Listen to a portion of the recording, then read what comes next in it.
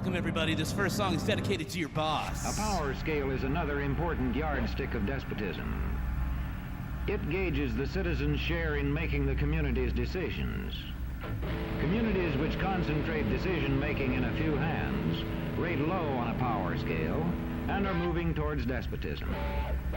Like France under the Bourbon kings, one of whom said, "The state, I am the state." Today, democracy can ebb away in communities whose citizens allow power to become concentrated in the hands of bosses. When I say go, see? I'm the law around here. I'll tell you how I smell corporate waste. I smell CEO. The moments are the bottom line. I see some ways I can go. Sucking bait to see the C-suite. You're a company man. Blowing bonds, he's an active and he's acquisition. Gonna bend you over to assume the position. Differently employees pray for prosperity. They're desperate for a taste. So they show their respect to the man with the check. Even though the fucker is just corporate waste.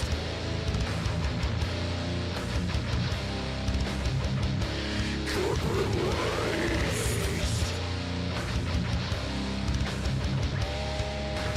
Corporate waste.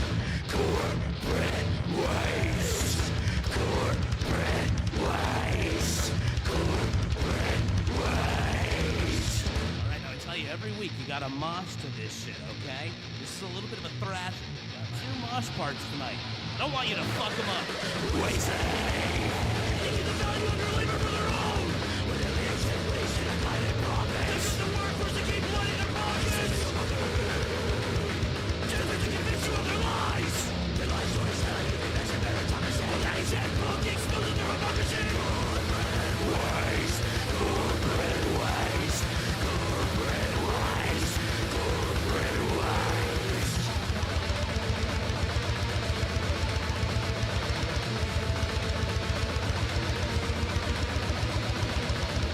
Your God is not a CEO.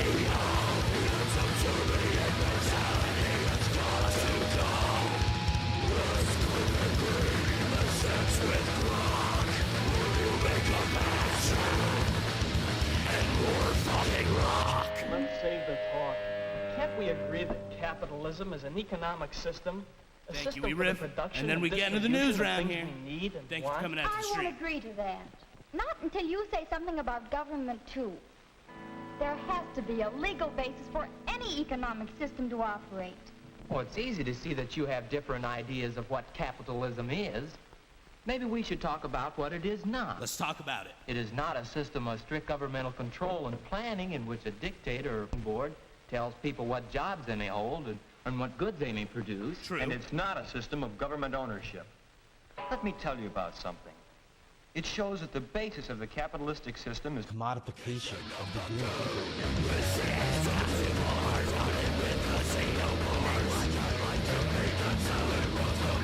By the go.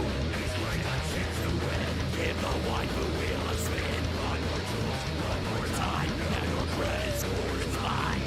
Sex sells. So what's next? Anything to get your check. Beat your basis of desires. Set your finances on fire. Commodification of the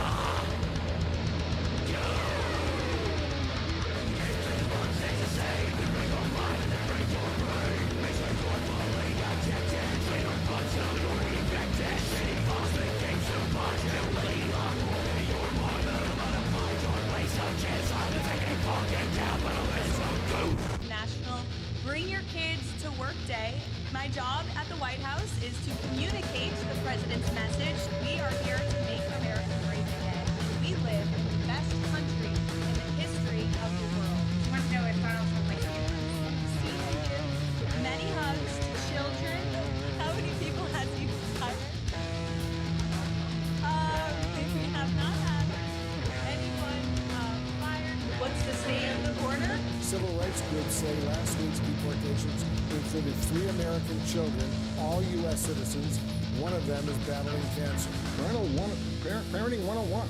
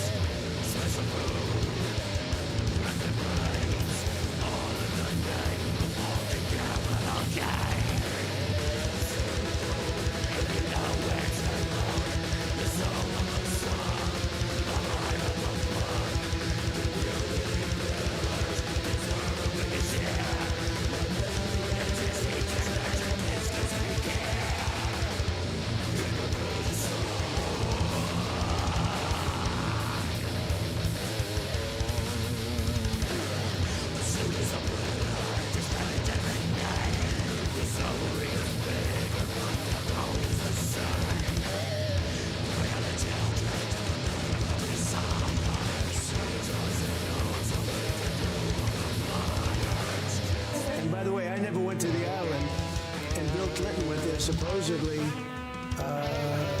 times. I never went to the island, but Larry Summers, I hear, went there. He was the head of Harvard.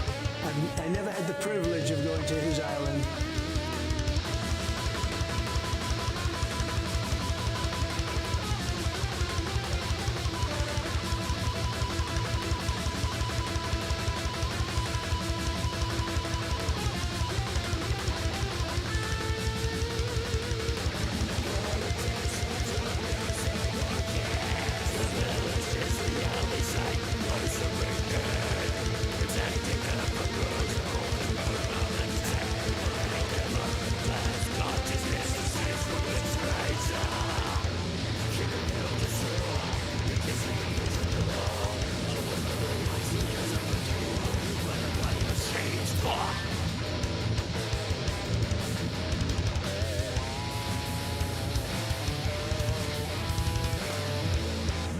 We got transgender insanity. All the Republicans don't want to give it up. Transgender for everybody. Men out of women's sports. Men playing in women's sports. Can you imagine men playing in women's sports? Or men having the right to play in women's sports? Transgender for everyone. I always say transgender because for everyone. You're going to hate this. Allow men to play in women's sports.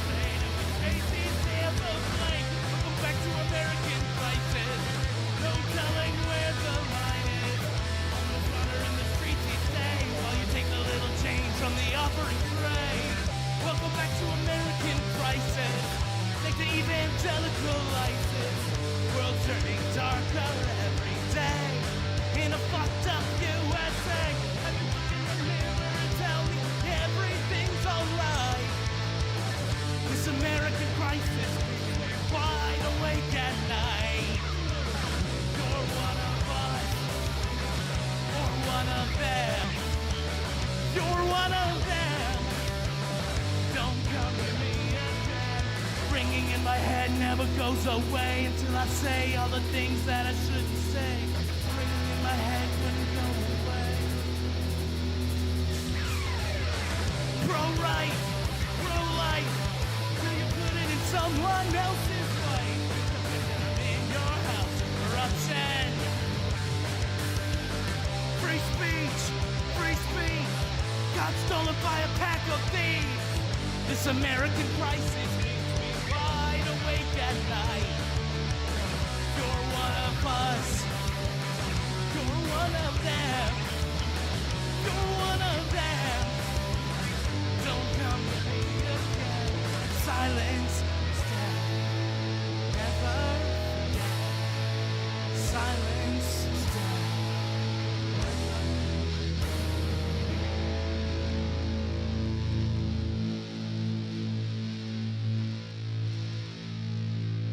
I'd like to begin with a fact. A simple yet shocking fact. It is this. A flood tide of filth is engulfing our country in the form of newsstand obscenity. It is threatening to pervert an entire generation of our American children.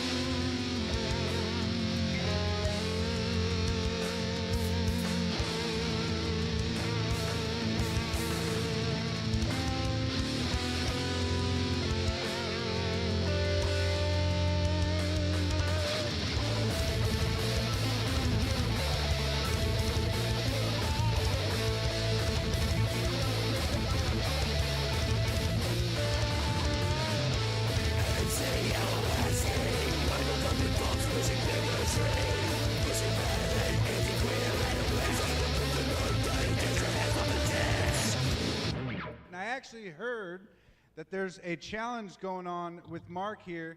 So there's this guy, Hellion.Vision. Where is he? He's a musician. He's a cool guy. He's God's design for sexuality. Fuck you, Mark Fitzpatrick. Eat shit, bigot.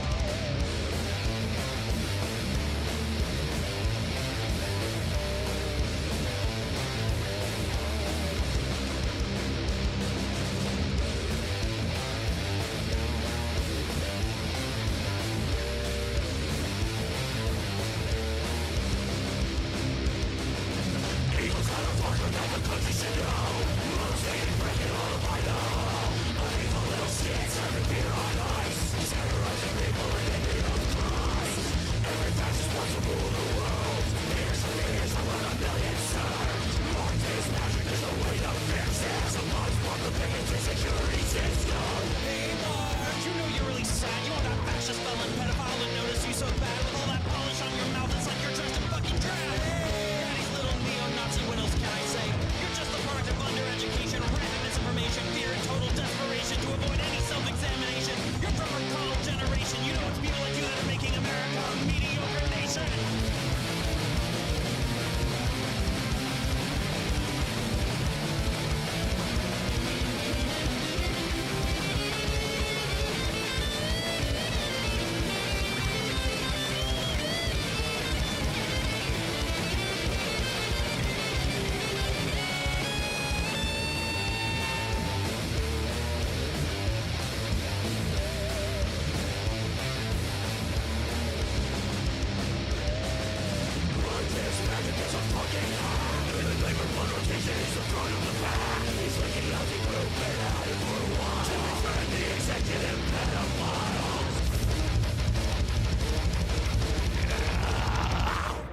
Guys, thanks for sticking around. Be right back, and we'll get into some news. Don't go anywhere. Grab a snack, do something like that, but don't go too far. We'll be right back.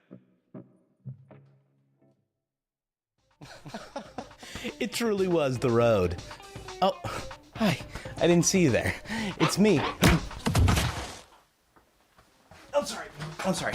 It's Hellion.Vision from the channel Hellion.Vision.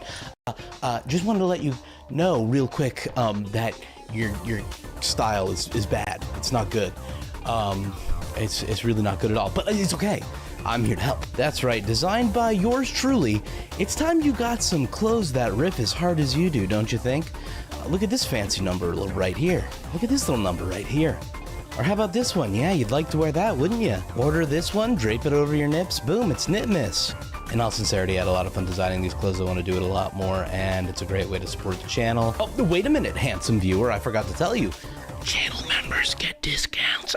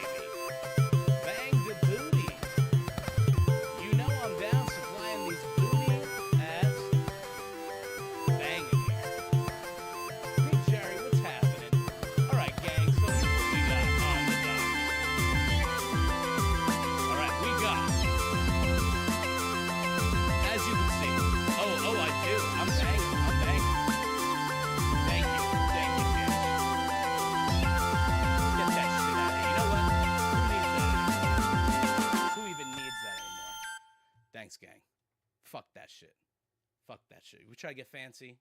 You add a little music. Bam.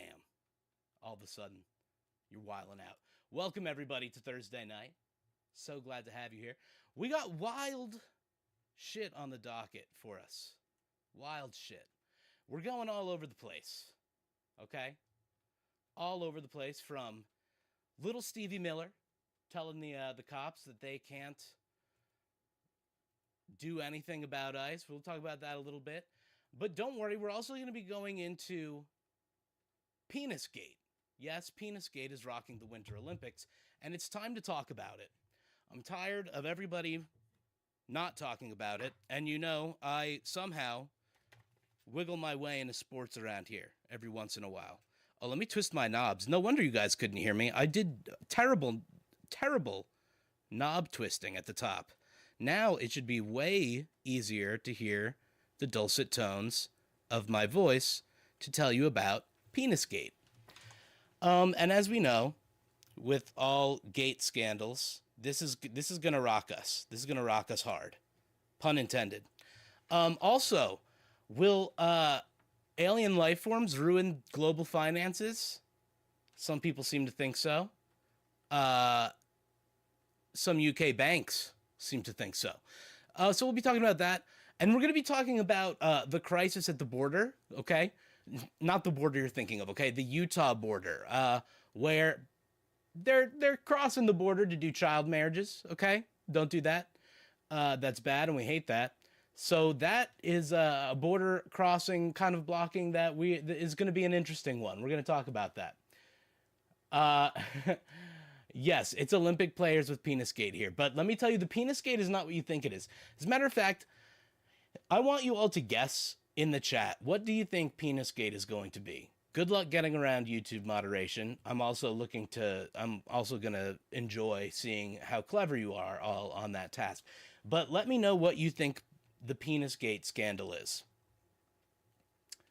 Okay?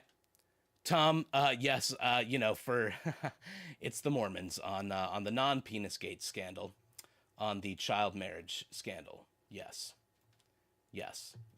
That is the case there. Now, also, I know everybody, you probably know, like, about people scalping Pokemon cards and ruining the game for everybody. Fucked up, right? Well, I mean, they've just moved on to armed robbery now, so, you know, they're done with the theoretical or the financial robbery or the, emotional robbery of children who want to play with Pokemon cards. But, now they're bringing their guns out and they're going to rob the place just blind. So we're going to talk about that. We have some great icebreakers. That's not really a palate cleansers. That's not really a palate cleanser, but I'll tell you what is a great palate cleanser. There's an Animal Crossing island that just got banned by Nintendo because it's an adult-only Animal Crossing island. A spicy Animal Crossing island, yes, indeed. That's going to get our palates nice and clean from a lot of these other things. Also, Russian espionage nuns. It's just a great combination of words, so we're going to talk about that as well. But first of all, let's get into some of this ICE stuff, okay? We're going to do... Last week, I was dumb. I was like, let me backload the bad stuff so the good timers can have a good time. No, that was a bad idea because then we left on bad stuff. So we're going to front load, okay? We're front loading today, which I feel like is appropriate for a discussion on Penisgate. But let's start with a little ice, okay? We're gonna start with a little ice, Eine kleine ice music. So also the other thing we're gonna be talking about that happened with an ice related is there was a pastor who's an ICE official. A fucking pastor of a church. And protesters interrupted his sermon at a church. And there's video of it. We're going to watch that. But, like, how fucking could you? Fuck it. I mean, call me old-fashioned. But that's a what the fuck for me.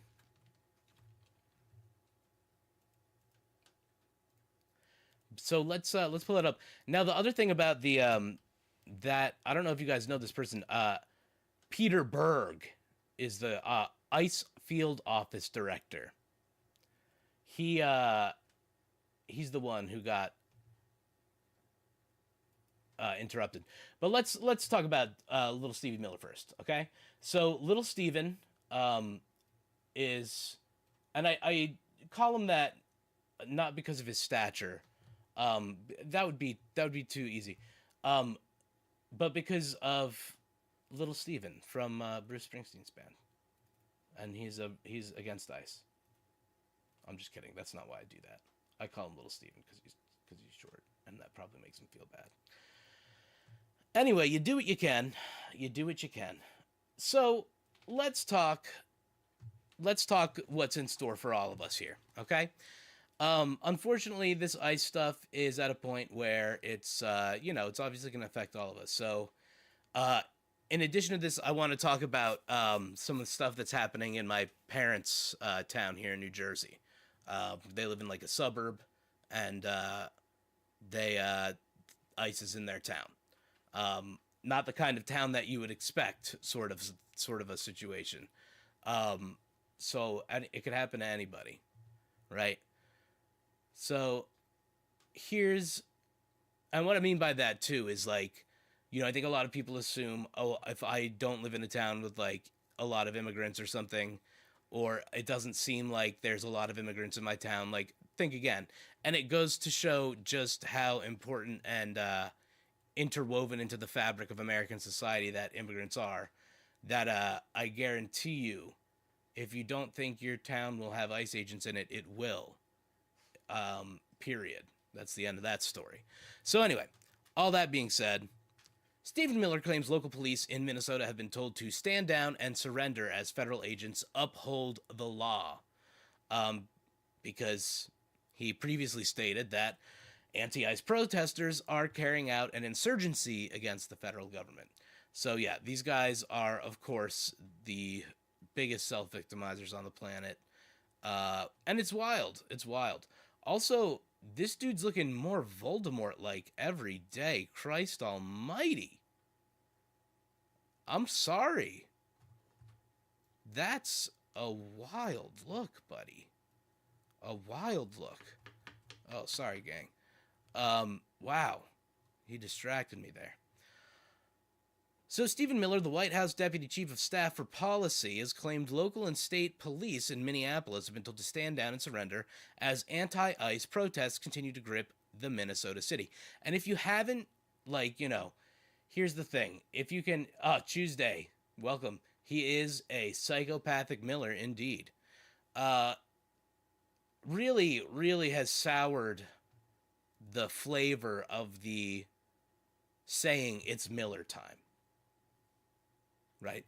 It's no longer Miller time. This is kind of like it's kind of like when COVID hit and Corona was like, oh man, like Corona the beer was like, man, this is not good for me. Miller the beer, I would be concerned right now because this is just, I don't want to be associated with anything around that name. It's just bad times all around. You don't want this guy at your party. I guarantee it. All right? First of all, if he's in the rotation, all right, and it gets passed to the left over to Stephen Miller, he's going to slobber all over that thing, closing it up. You don't want him. You don't want him at the party. Not only that, he's going to put the worst music on.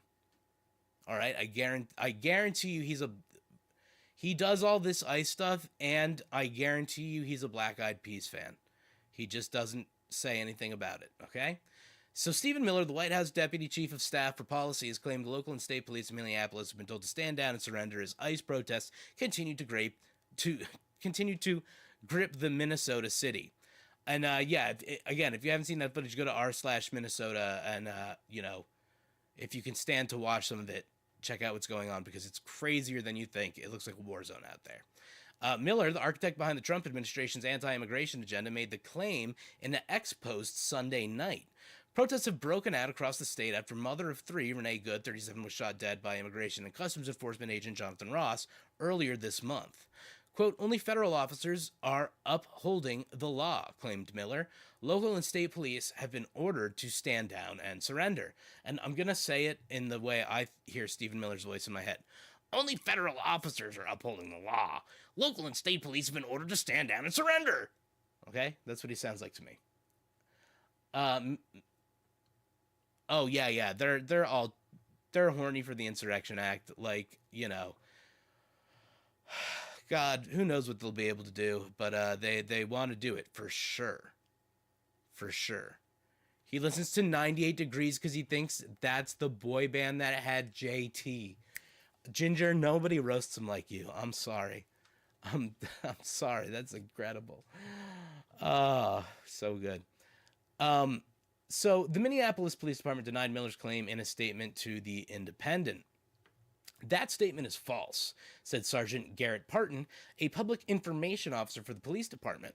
Miller was responding to another social media post by the New York Post columnist Miranda Devine, who claimed local cops have gone AWOL in Minneapolis.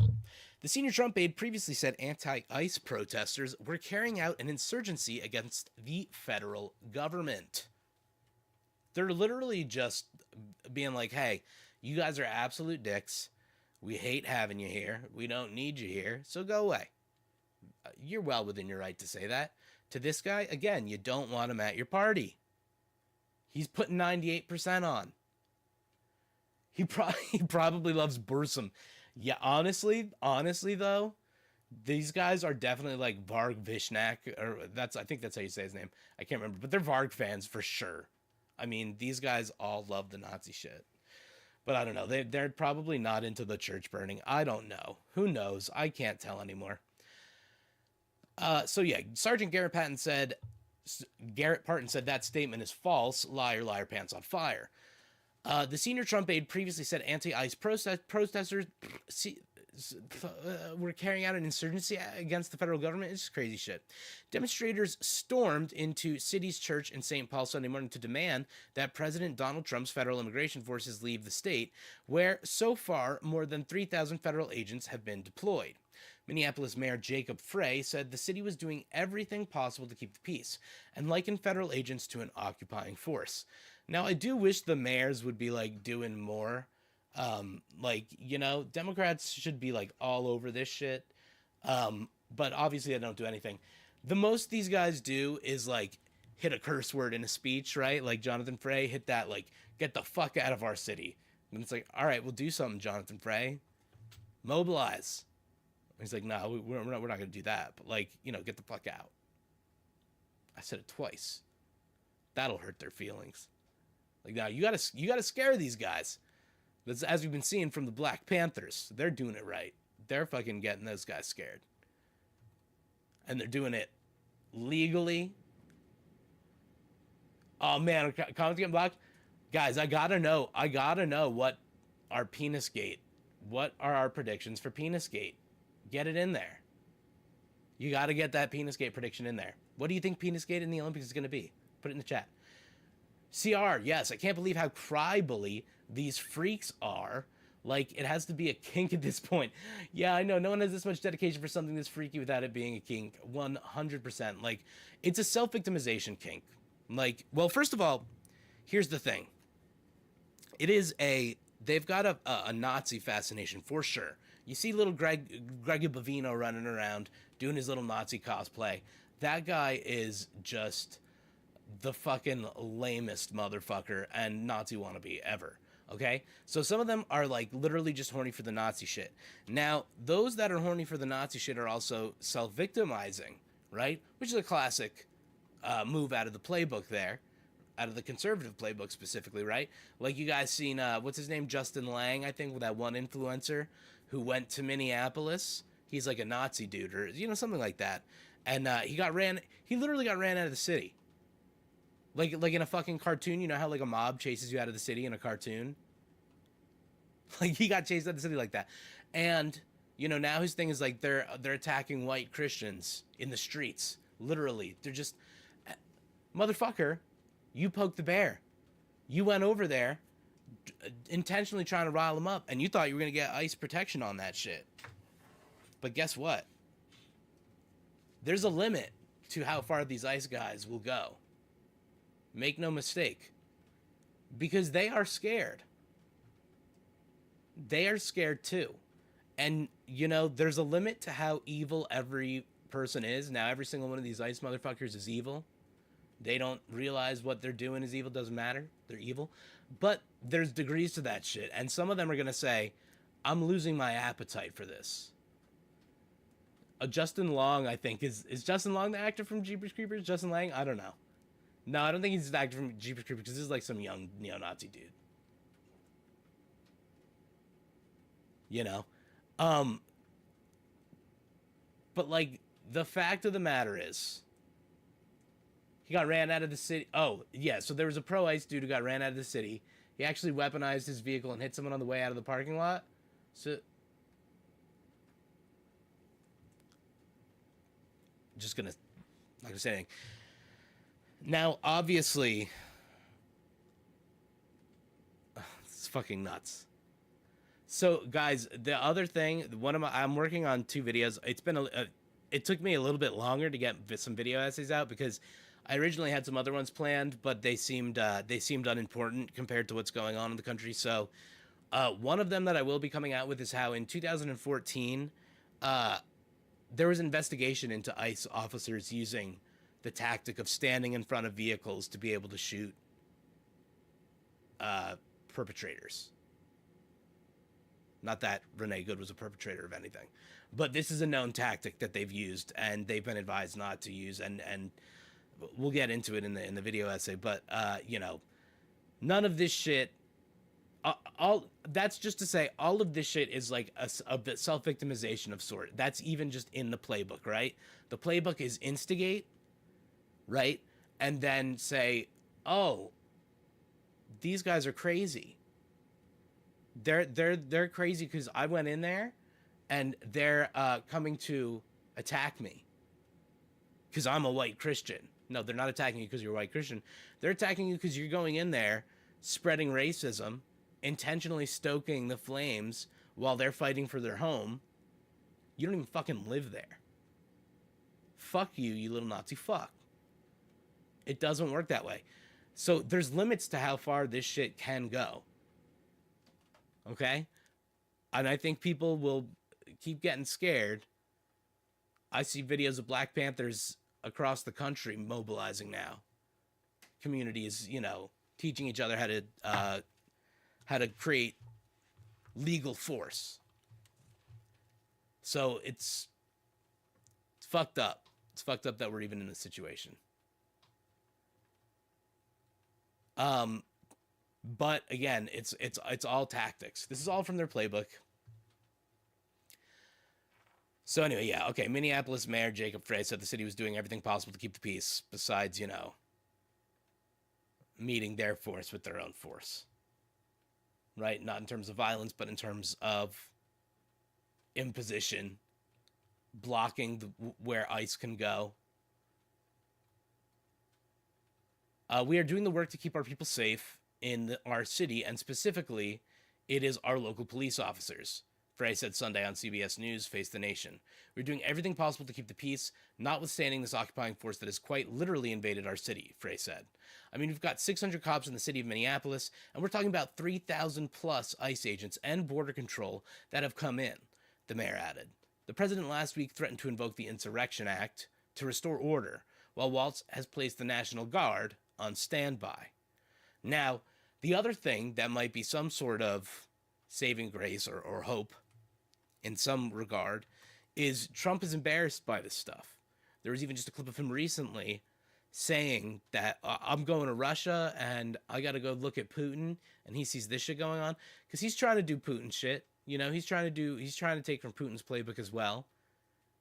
And he's seeing his population rebel against him, and his force is working only up to a certain degree, maybe not as hard and as fast as he wants it to. So he's embarrassed by what's going on. And it might make sense for him to pull out before he keeps losing the optics play. So Waltz echoed Frey's call for calm ahead of more protests at the weekend, and said the state has the resources, coordination, and personnel on the ground to maintain public safety and respond if needed. Stay safe and stay peaceful today, Walt said in a social media post Saturday. Thanks to local law enforcement for keeping the peace. Okay, so that's what's going on in old Stevie Miller's neck of the woods, right? He's saying that police cannot or must stand down to ICE officers, which of course is not true. But in this administration, who knows what you can do? But you know, it's stands need to be made here, and hopefully these mayors can do a little bit more than just talk, and they can get some mobilization going on. Now, as I mentioned before, in St. Paul, there's an ICE field office director named Peter Berg, okay? And he is a pastor at the Living Word Lutheran Church in Mayer, Minnesota, okay? And he was confronted by protesters recently. So let's take a look at this video and see what's going down. Ay caramba. 1,000 pardons. Jesus Louise. That's a loud crowd, I'll tell you what. Pretty cool. David Easterwood. All right, let me turn this up for you guys without blowing your ears out. Brace for the cringe, everybody. Brace for it. It's coming in hot and heavy. Where's my mouth guard?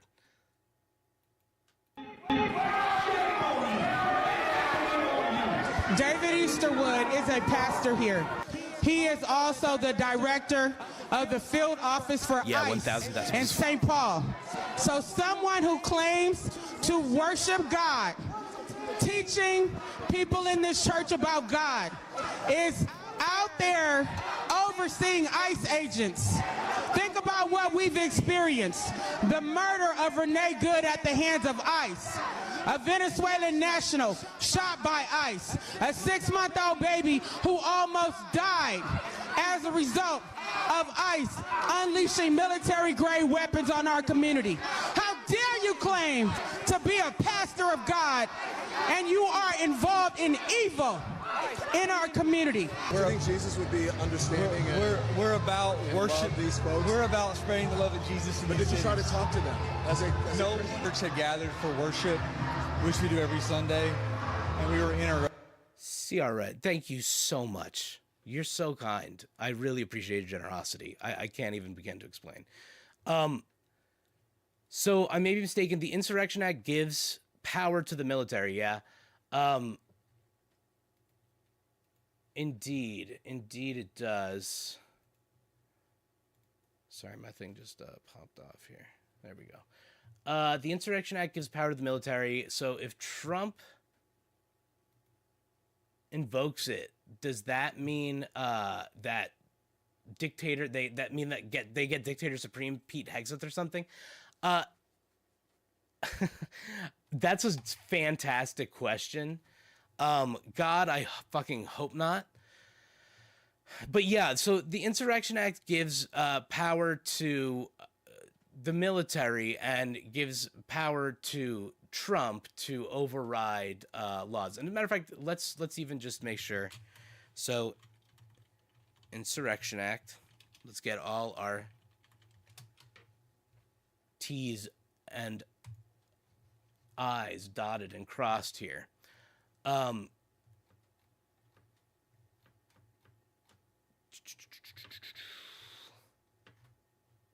this is some shit we gotta pay for. All right, cool. Is expected to grow even larger. Officials say they're. Why are all of these running at 1 billion decibels? Primary target is undocumented immigrants who've. This shit running through my fucking. Yeah, it does suck regardless. Here we go. What is it? President Trump on Thursday threatened to invoke the Insurrection Act to suppress protests in Minnesota a week after the Immigration Customs Enforcement agent fatally shot a 37-year-old Minneapolis woman. I don't know. Yeah, I don't know why everything's inside the dome right now, honestly. I'm trying to see what's even different about it. It's weird that it shouldn't be routing through anything other than just the native OBS, so I have no clue. Anyway, writing on Truth Social, Trump said, if the corrupt politicians of Minnesota don't obey the law and stop the professional agitators and insurrectionists from attacking the patriots of ICE, who are only trying to do their job, I will institute the Insurrection Act, which many presidents have done before me, and quickly put an end to the travesty that is taking place in that once great state. Man, the way this guy talks is just fucking awful. If Donald Trump does invoke the Insurrection Act, I'm prepared to challenge that action in court, Ellison said in an emailed statement.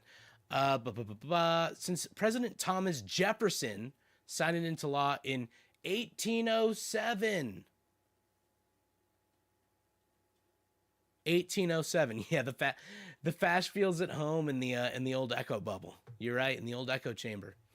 So Tommy J, 1807, signed the Insurrection Act, and it's been invoked only about 30 times, and the last instance was during the 92 Los Angeles riots. During his second term, Trump has repeatedly floated the idea. Back in June, he asked whether he would invoke it or not. During the anti-ICE protests in Los Angeles, Trump said it depends on whether or not there's an insurrection. So yeah, I mean, he tosses it around very lightly. He went on, if people were being killed and courts were holding us, or governors or mayors were holding us up, sure, I'd do that. So, I mean, that's what happened here. So there are three ways the president can invoke the Insurrection Act, according to the Brennan Center for Justice. The first is at the request of state legislator or governors facing an insurrection. The law itself does not elaborate on what qualifies as an insurrection, but legal scholars generally understand the term as referring to a violent uprising of some kind. So that's kind of not even 100% defined. That's terrible. In the second path, the president does not need a state's consent to deploy troops when unlawful obstructions, combinations, or assemblages of or rebellion make it impracticable to enforce federal laws. They're breaking out the multi-syllabic shit on me. The third path also does not require the affected state support. In this case, the president can send in the military to suppress an insurrection that hinders the execution of the laws or oppose or obstruct the execution of the laws of the United States or impedes the course of justice under those laws. So before invoking the Insurrection Act, the president must first order the insurgents to disperse within a limited amount of time. Okay, so I guess there has to be some preamble there. He can't just say, all right, we're in the Insurrection Act. So how would troops deploy? How would troop deployments How would they differ under the Insurrection Act? So far during Trump's second term, National Guard troops have been called into Los Angeles, Chicago, and Portland, Oregon, under a statute known as Title 10, which places the force under federal control. That's why anytime you hear Greg Bavino walking around and they're like, what the fuck are you guys doing here? He's like, Title 10 enforcement. That's what we're doing, Title 10. So the operations in Memphis, Tennessee, and Washington, D.C. were authorized under Title 32, meaning they were under state command. The situation in D.C. is unique since the federal district is not a state and therefore does not have a governor. Under these deployments, National Guard forces are subject to the Posse Comitatus Act, which generally prohibits federal military personnel from acting as police on American streets. It's rooted in one of the nation's founding principles, which opposes military involvement in civilian affairs. The Insurrection Act, however, is a key exception to the law. The controversial emergency powers were last used during the 1992 Los Angeles riots after the acquittal of 4 police officers in the beating of Rodney King. Then President George H.W. Bush invoked the law at the request of the then California Governor Pete Wilson, who was worried that the local law enforcement could not quell the unrest. But that deployment also showed the risks of using military personnel as law enforcement. In an infamous moment, LA police officers asked a group of Marines to cover them as they approached a house. The Marines interpreted their request as asking them to open fire, while the police officers actually wanted them to stay on guard. The Marines then laid down suppressing fire. The police were completely aghast. Mick Wagner, a retired Marine Corps lieutenant colonel, told NPR last year. So yeah, like, yeah, honestly, yeah. If anything was an insurrection, like January 6th, a child fucking dipshit balding white mushroom dicks to follow. Incredible.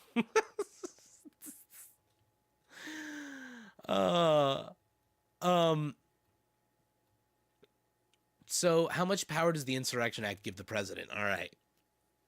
Here's the meat and potatoes here. Right? So yeah, they do have tanks. Out in Newark they have some tanks. It's fucking crazy. They have some like, I don't know what those are called. They have like the turret on the top. It's not a tank. What's it with the turret on the top and the it's like a Hummer with the turret on the top. I don't know. I don't know this shit. So some of the Insurrection Act's power comes from what's not in it. Terms like insurrection, rebellion, and impracticable are loosely defined and give broad deference to the president, according to William Banks, professor emeritus of law at Syracuse University and an expert in national security and emergency powers. It's incredibly open-ended and grants him a dramatic amount of discretion to federalize an incident, he added. That's not good. We need this man on a leash. We need him on a leash with all this shit. The law also does not mention time constraints on the troop deployments, nor does it involve Congress in the process to maintain checks and balances, Banks added. The Insurrection Act has also been rarely tested in the courts. Trump himself described the Insurrection Act as providing legal cover. Do you know that I could use that immediately and no judge can even challenge you on that? But I haven't chosen to do it because I haven't felt we needed it, he said during an October 60 Minutes interview. That's crazy. Like, just the way he says shit is just so, like, did you know? I could be shooting you right in the face right now. I could do that if I wanted to. And you're lucky that I'm not. Like, I feel like that's the way all these dudes operate is like, Akari, what's up? How you doing? I feel like the way all these dudes operate is like, well, you know, just be happy that, I'm not shooting you in the feet because I could do that. Why did the founders write America as rules light? Well, I think, like, back then, like, the founders writing the rules back then is just, like, shit was so different. Like, the weapons were so different. Like, you're loading up your muskets and your whatever. We got drones and shit now. We got military police. You know, that they didn't have that shit back then. You know?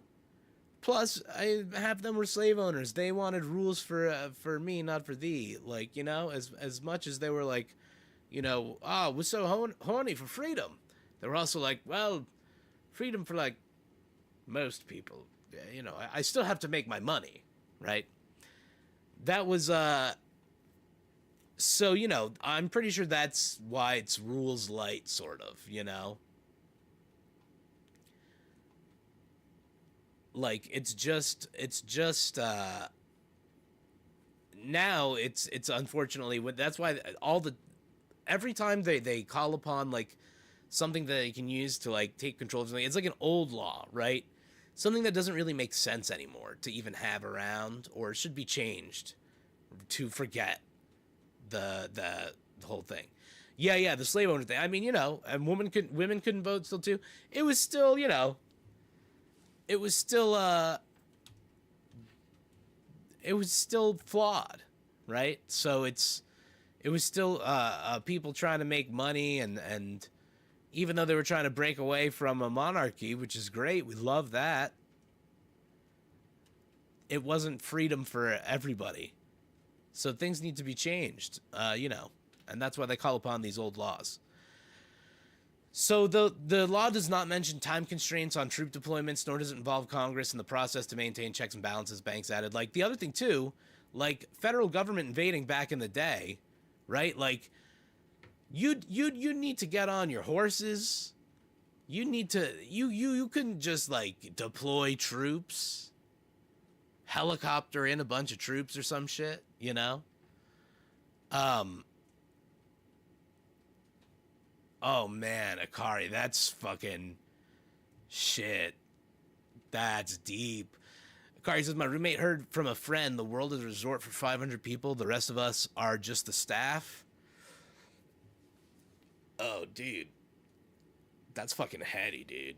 Oh, shit. Oh, shit. So true, though. It's absolutely the truth. So it's incredibly open-ended. The Insurrection Act has rarely been tested in the courts, so, you know. Despite its broad language, legal experts argue that the historical precedent matters when it comes to the Insurrection Act. If Trump were to invoke the law to address crimes or enforce immigration laws, it would represent a sharp departure from past uses and would likely face legal challenges. According to Laura A. Dickinson, a professor at George Washington University Law School who focuses on national security. While it seems very broad on its face, it's not a blank check, she said. Okay, so, you know, I mean, we'll see. We'll see how that Insurrection Act sort of takes place there. But yeah, crazy. Let's restart this one. Akari, welcome. This is Rumi goes by Dank. See, I called it. Yo, Dank's spitting some uncly knowledge there. We love that. We love that.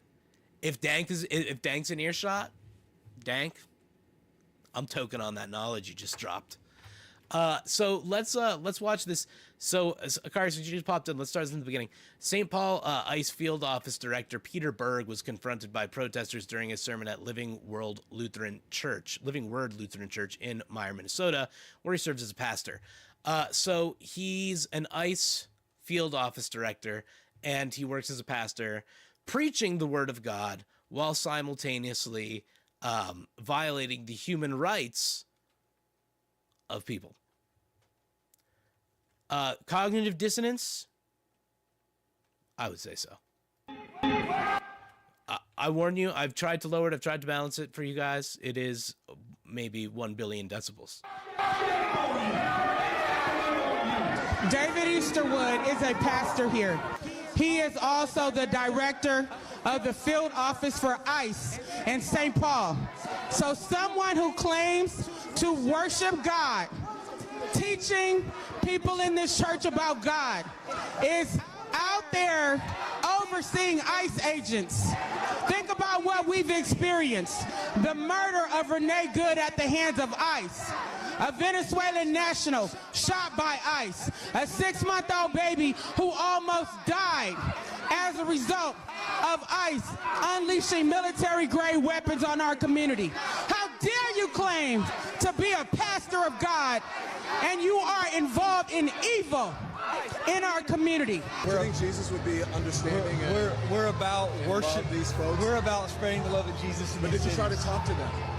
No, church had gathered for worship, which we do every Sunday, and we were interrupted by this group of protesters. Yeah. We asked them to leave, and they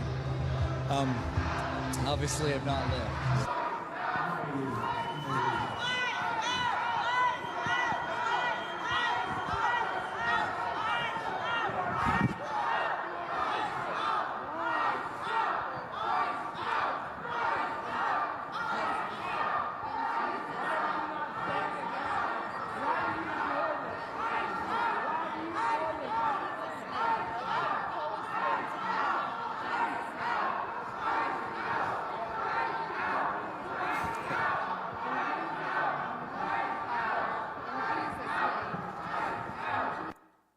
Yeah, that's fucking awesome. That's great. So that's a really great thing to do, because like you got to go to the places where these people, these ICE leaders are doing shit like that, and like there's nothing illegal about interrupting his sermon. But like, their church isn't going to want that happening all the time, right? I'm sure they don't like, and I'm sure Living Word Lutheran Church doesn't like having their name spread around, right? Yeah, that lady was badass, right?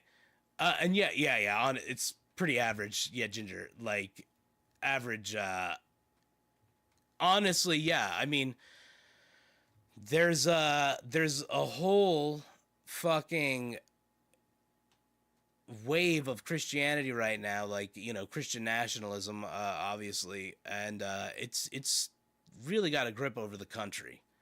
and it's disgusting. You're legally allowed to pee from the upper pews. Oh man. So those are some of the things going on with ICE right now. Okay, now that was a lot of bullshit. Okay, that was a lot of bullshit, guys. And I don't want to shit you up there without cleansing your palate. Okay? So, once more, I ask you, drop in the chat, before we get into Penisgate, what do you think the Penisgate scandal is? Let us know in the chat. Okay? What do you think penis is? Penisgate. Unpopular opinion, but Christianity is exclusively about the rights of God over people. Faith is believing you know God's will better than anyone, so the faithful think their rights are righter. Yeah, I mean, you know, I don't even know, is it an unpopular opinion? I guess actually it probably is. I don't have, you know, I don't have religion anymore. But I did go to Catholic school, so, you know, I've heard a lot of the stories and everything, and yeah, especially Christian nationalism is just absolutely wild. Ginger, okay, Ginger, you think Penisgate is STDs? That's a good guess. Peenergate palate cleaning, yeah. Peenergate. We're gonna cleanse our palate with the peener, everybody. Here we go. Now, keep guessing. Jeez. The fuck is going on with my... Did I reset my system and, like... Did I reset some of my sound? I don't fucking know what's going on with that, guys. Begging your pardon on that regard. But look. Here's the thing. An Olympic PP scandal has broken out. And it's rocking the Winter Olympics. Did you know the Winter Olympics were going on? I didn't. I don't know about that shit ever. But look, I'm sure I know what you're thinking right now. Penisgate and the Olympics, absolutely related to some sort of spicy escapades. No, not quite. For this is a cheating scandal. This is about the love of the game. You don't train your whole life for the Olympics without sacrifice. Okay? What am I referring to? I'm referring to the Winter Olympics 2026 ski jumping sport event being hit by the Penisgate scandal. Acid injection, yes. Acidic injection into the PP.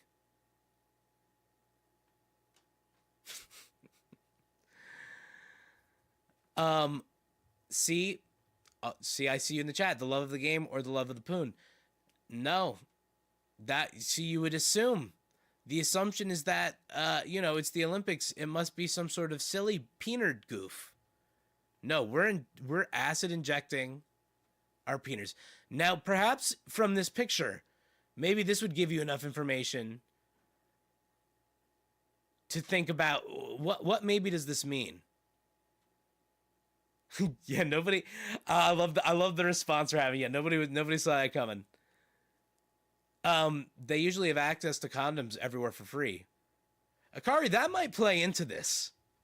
That might play into this whole thing.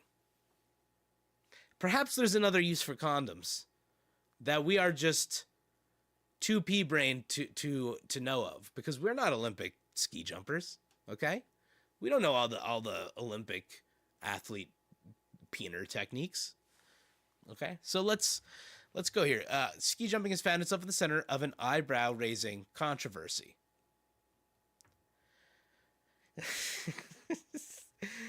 I love, you know, sometimes the world you live in, it's just does something interesting that makes you go, this was a good one. I appreciate this world. Just weeks before the 2026 Winter Olympics began, one of the game's oldest events has found itself at the center of an eyebrow-raising controversy amid allegations of a bizarre attempt to gain a competitive edge.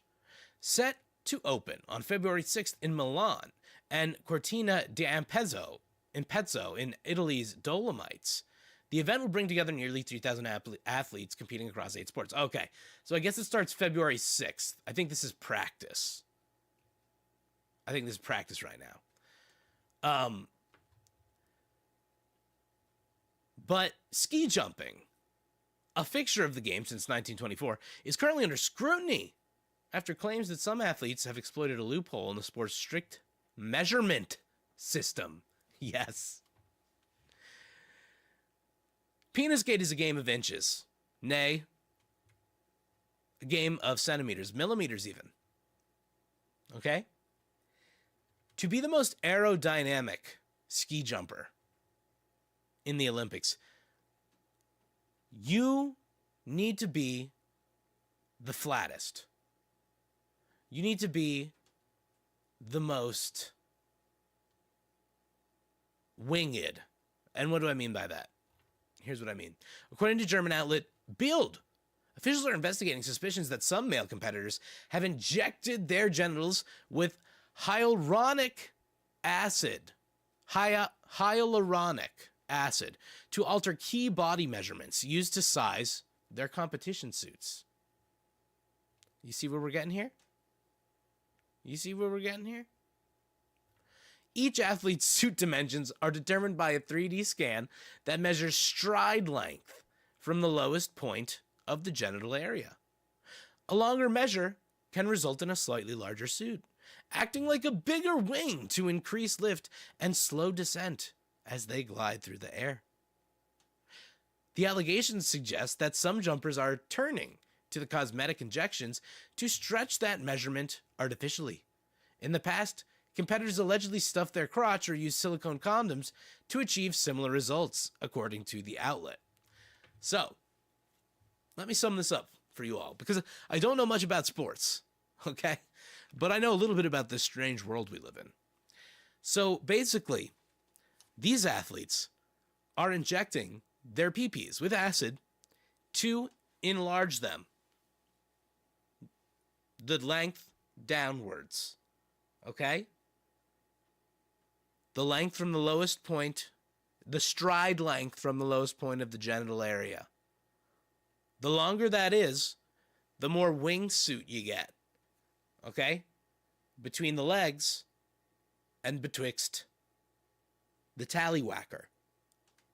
Now, you inject it and make it big, then big pee-pee go away, you've got a little extra, there. You're not flush to the old pee-pee. You got a little extra, flying squirrel kind of material there. All right? And that is that's the concept here. The International Ski and Snowboarding Federation is reportedly weighing possible changes, including switching to manual measurements.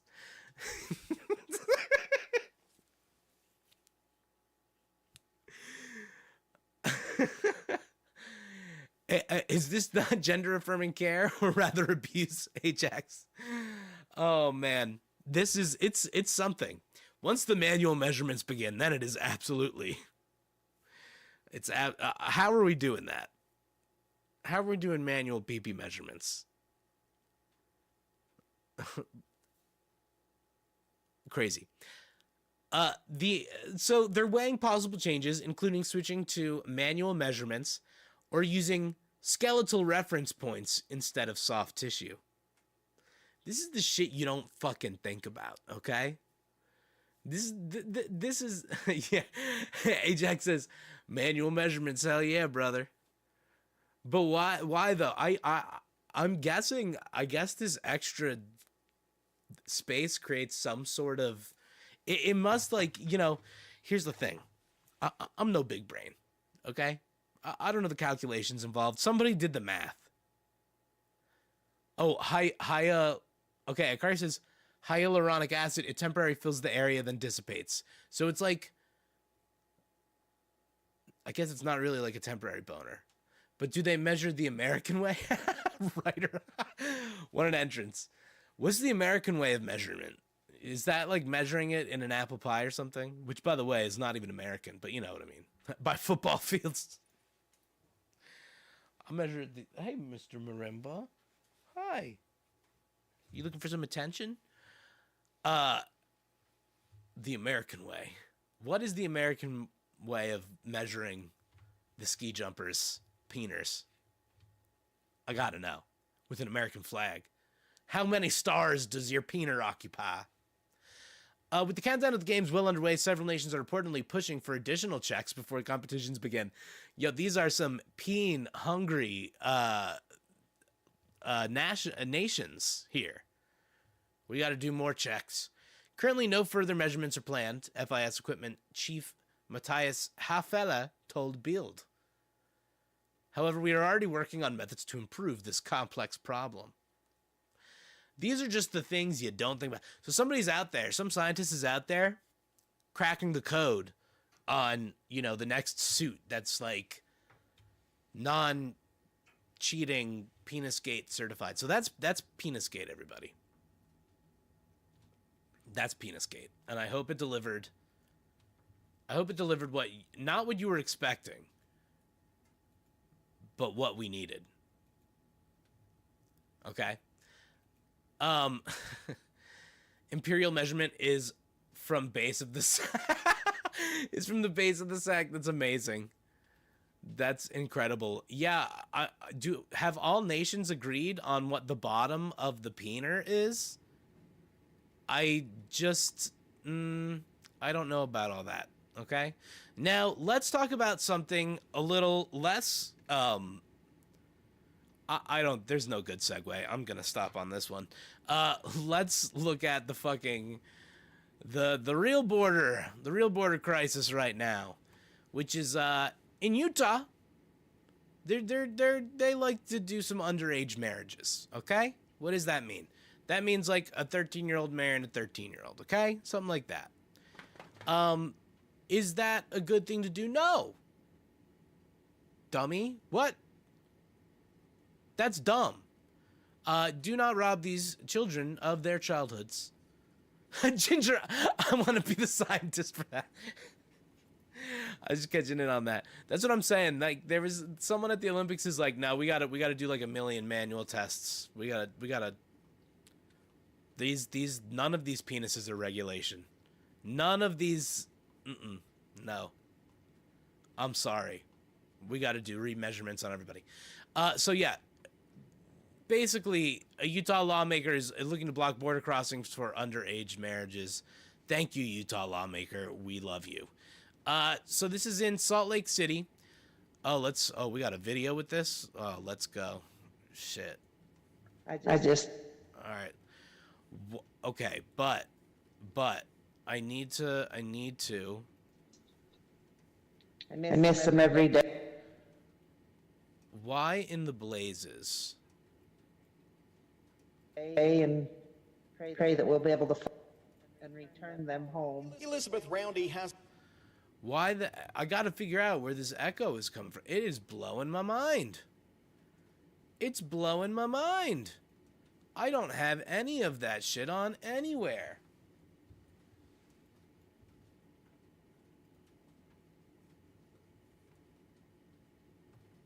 Well, I'll be a monkey's uncle then. That's me. The monkey's uncle.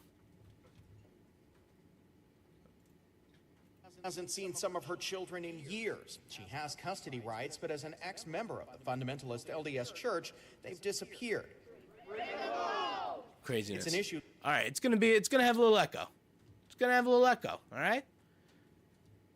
People pay extra for that. Here we go.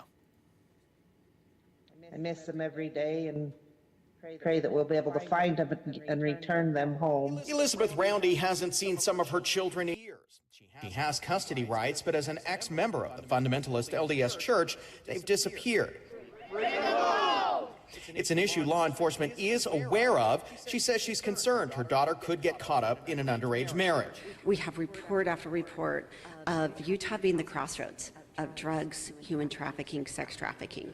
And right now with social media, it's so prevalent with individuals coercing minors to get married or to meet me and I'll get married so that you can come and get away from your families, and it's very manipulative. I'm Ben Winslow on Utah's Capitol Hill. Representative Melissa Garth Ballard has introduced a new bill here in the legislature that creates a crime of taking a minor out of state for a marriage.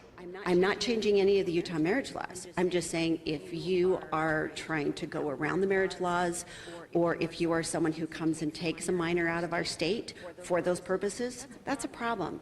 This is really to protect Utah minors. Representative Ballard says her bill is more broadly aimed at human trafficking and social media, but could apply to Utah's polygamous communities where underage marriages have been a problem in the past. Utah law says people can get married at 16 with parental consent and a judge's permission. Representative Ballard says she isn't planning to change that. This is really to say we do not want you in Utah to violate Utah marriage laws or try to go around them by just taking a minor out of state and then returning. Roundy says she does believe such a bill can be helpful. I'm really grateful that people are taking the initiative and trying to help us out, and it's my hope and prayer it'll help to protect all our young children from all these underage marriages that are illegal. Terrible. Now, anti-human trafficking groups and advocates who work with people in polygamous communities say they want to study the bill before weighing in. It will be considered when the 45-day legislative session kicks off next week. Anyone with information on Roundy's children is asked to call police. On the Hill, Ben Winslow, Fox 13 News, Utah. Oh, that's disgusting. I hate that. I hate that so much. Yeah, do it legally. Right? Ohio. Oh, man. You have to be a Utah resident to get married to multiple children. Yeah, insane. That's so gross. And even the way that lawmaker had to kind of like defend it as being like, look, I'm not taking away all your ability to kidnap children and brainwash them as you see fit. Just some of it.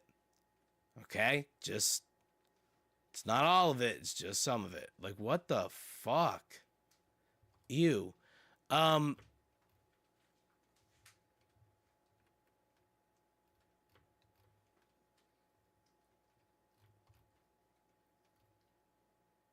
my God. All right. So Elizabeth Roundy, yeah, that's the person. She lost her children basically to this. And they're an ex-member of the fundamentalist LDS Church. They have custody rights, but the children have disappeared, and they're believed to be black with the LDS group, fundamentalist LDS group. They're seemingly only mad at Ajax says they're seemingly only mad at people taking kids out of their state. Yeah, it's not like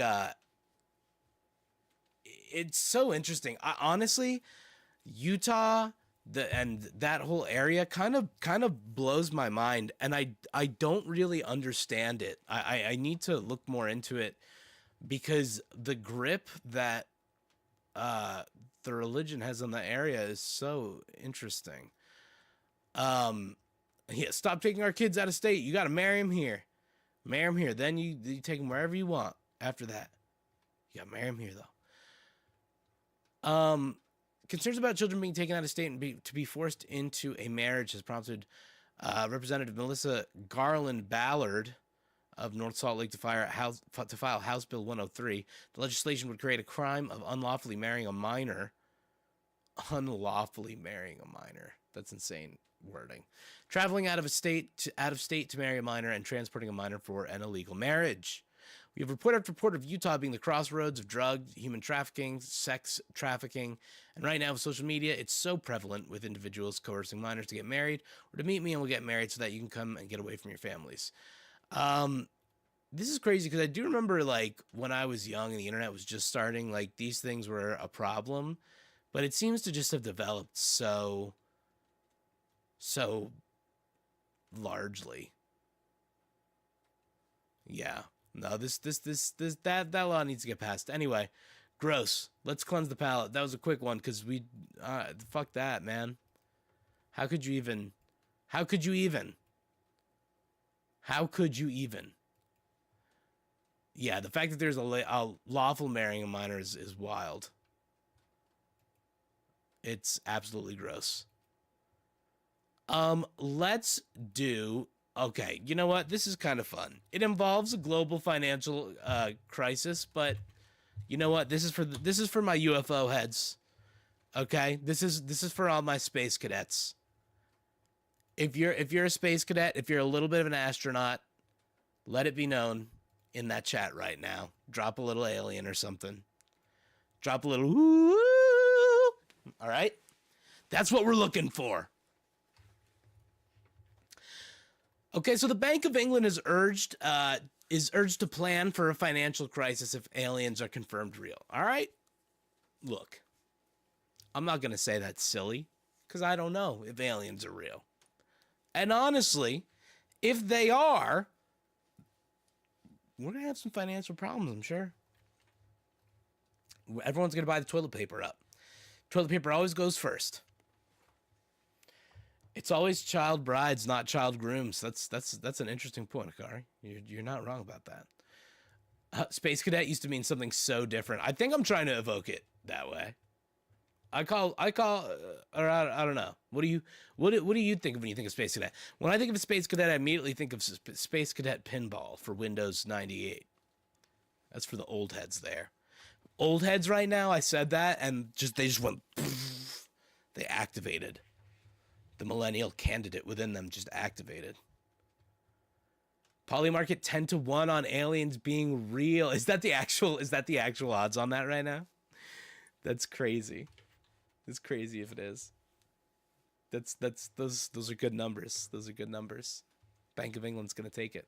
The Bank of England has been urged to prepare. The Bank of England has been urged to prepare for a potential financial crisis triggered by the confirmation of alien life, following warnings from a former senior analyst that global markets could face extreme instability.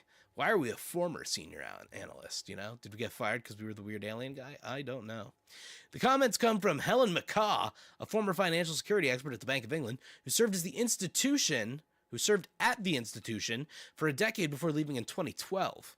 McCaw has written to Governor Andrew Bailey, arguing that disclosure from the U.S. government about non-human intelligence could spark widespread panic or euphoria across financial markets. Yeah, baby. Talk about euphoria shit. Cosmonauts assemble. Let's go, Tom. Yeah, okay.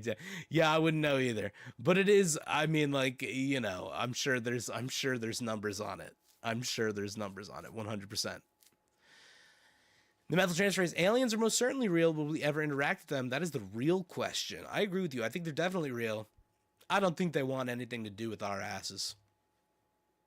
We're not cool. Maybe if they need resources from us at some point or something, or if like our meat becomes valuable to them, I don't know. But like, why would they come chill with us now?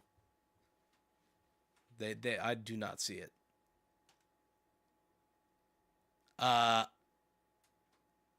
Super Cyber Samurai Warriors. I love all those words together. Space Cadet on the old Microsoft Games installation CD. I loved PC-ROM games. Come on. Not to be like an old man about it, but I love that shit.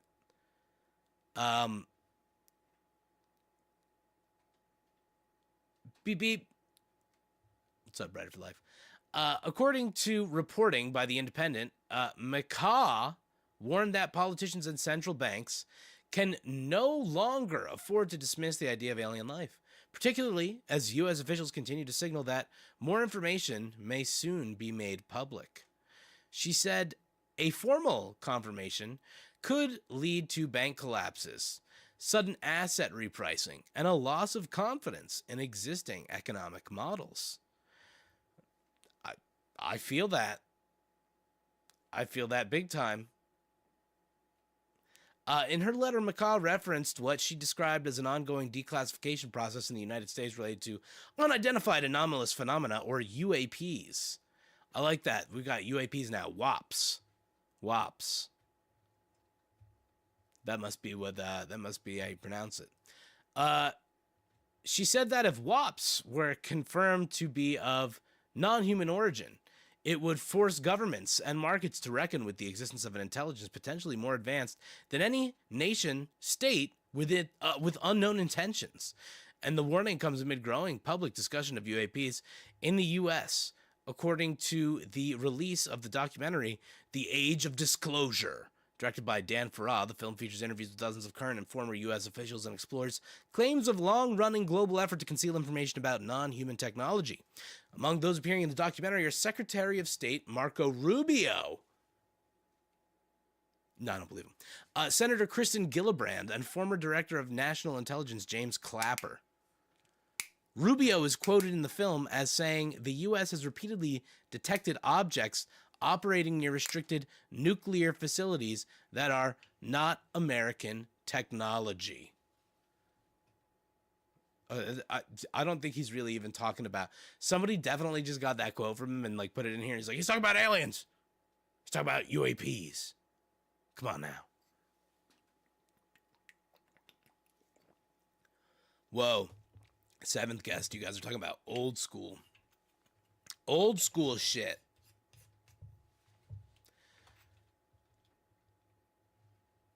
She added that investors could rush toward traditional safe haven assets such as gold or government bonds, although even those markets could be destabilized. Speculation about future spacefaring technologies could undermine the perceived scarcity of precious metals, stripping them of their safe asset status entirely. The Bank of England has not publicly responded to the letter. So look, I don't know if the bank is, going to take that seriously or not. And I don't know if the aliens are going to come to our planet, but I can tell you this much. We're certainly looking to get ourselves acquainted with the aliens, because pairing with that, I would like to share with you this little piece of depressing capitalist information, and that's that you can now pay $1 million to reserve a hotel stay on the moon. Oh joy. Oh rapture. The space colonization begins. I think space colonization is not really something we should be doing. We're fucking up this planet pretty good. We could work on this planet a little bit. A California startup is giving would-be spacefarers the chance to reserve their vacation on the moon in advance. But it'll cost them a pretty penny. It's been 53 years since humans last set foot on the moon, with another cruise set to launch in early 2026. While space colonization is still widely considered a science fiction pipe dream, one California company is getting ahead of the game in the hopes to be the first to make a profit. Galactic Resource Utilization Space, also known as GRU Space, which is kind of blowing my mind because it's GRU Space, and that's like Russia. That's crazy. Lily, you read the title too fast and thought it was Ice Raiders attack Pokemon Scalpers with pens. Well, that's how we like to see you coming in here, Lily. How you doing? Very glad to have you here. Excellent entrance. Galactic Resource Utilization Space, also known as GRU Space, is a tech startup that hopes to build habitable dwellings on the surface of the moon. Their multi-phase plan includes testing inflatable structures in 2031 and eventually making hotels by 2032. According to their plan, these hotels would be built on Earth and delivered by a heavy lander and would be suitable to house up to 4 people for multi-day stays. So, you're going to build the hotel on Earth and then bring it up into space. It's wild. And Ajax, yes. Like Ajax said, the whole thing that I find hilarious about this is that you're reserving your spot on a theoretical hotel that you might get to stay at some point. Maybe it's 135 years from now. Who the fuck knows? Who the fuck knows? Writer says, combine this with the Cryo Freezing Company, and you have a 2-for-1 bad financial decision time. Freeze yourself on the way up. You don't want to go through that whole ride. There are too many satellites to safely leave the Earth at this point already. Ajax, phenomenal fucking point though, like for real. And you know, I don't even know if we'll get to space colonization because we might just start dumping the trash up there. You know, they're horny to dump the trash in space too. Tech startups are becoming too competitive. They've resorted to going into space real estate. Yeah, the tech dudes are just, they got their heads so far up their ass. They're ruining everything. They want to ruin space too, you know? So according to their plan, these hotels would be built on Earth, and delivered by a heavy lander, which is crazy. Ginger. Oh, I love that one. Designed to operate for 10 years, the hotel offers views of the lunar landscape and Earth, along with envisioned experiences such as surface experiences, including moonwalks, driving, golfing, and other activities, their website reads. Nothing makes... I don't think there's really anything that makes me... Like, the thought of rich people golfing on the moon makes me feel bad. I don't even fucking know. Like, wow, we do not deserve the galaxy we inhabit. Like, come on now. Yeah, this is only for rich people, Ginger. Only for rich people. Yeah, this Ajax says it's a real thing too. Mostly starting satellites. Oh, mostly Starlink satellites at this point. It's hard to keep them from making a massive space trash ring around Earth. Yeah, 100%. Ay caramba. So I guess this is one of these abominations. Here's a 3D model of one of the lunar hotels. Doesn't that look fun? I mean, it would be sick in theory. But in practice, we should not be doing that. Just because something would be sick doesn't mean we should do it. You know? Those interested in being one of the first humans to vacation on the moon will have to be rich enough to reserve their spot. GRU is taking minimal deposits of $250K up to $1 million, depending on which experience they choose. While full pricing is yet to be decided on, GRU says it could exceed $10 million. It kind of looks like a PS1 pre-rendered asset. Yeah, it looks ass. It looks totally ass. Like, it looks dumb. It isn't enough to, minimal deposits are $250K up to $1 million, depending on which experience you choose. And while full pricing is yet to be decided on, GRU says it could exceed 10 milli. It isn't enough to hand over the cash, though. Prospective astronauts will have to submit an application and, once chosen, enter a private auction with invitations tied to specific mission roles and lunar stays. Humans cannot expand beyond Earth until we solve habitation on the moon, their site says. Why should we expand beyond Earth? We can't even handle this shit. Why add a whole nother fucking planet? Or, not a planet, but why add a whole nother fucking celestial being, celestial structure to this thing? When we solve off-world habitation, this is the Promethean moment that will enable billions of human lives to be born on the moon, Mars, and beyond. Shut the fuck up. Like, really, billions of humans' lives? Like, you think we're gonna get hospitals and shit built up on there? All the resources that we have on Earth brought up there? It's crazy, because it's like, yo, the thing about Earth is we have all the stuff we need on Earth. Because that's where the shit is, to build the stuff. Look, it's crazy. Oh shit, we're looking Spyro. Talking Spyro, let's go.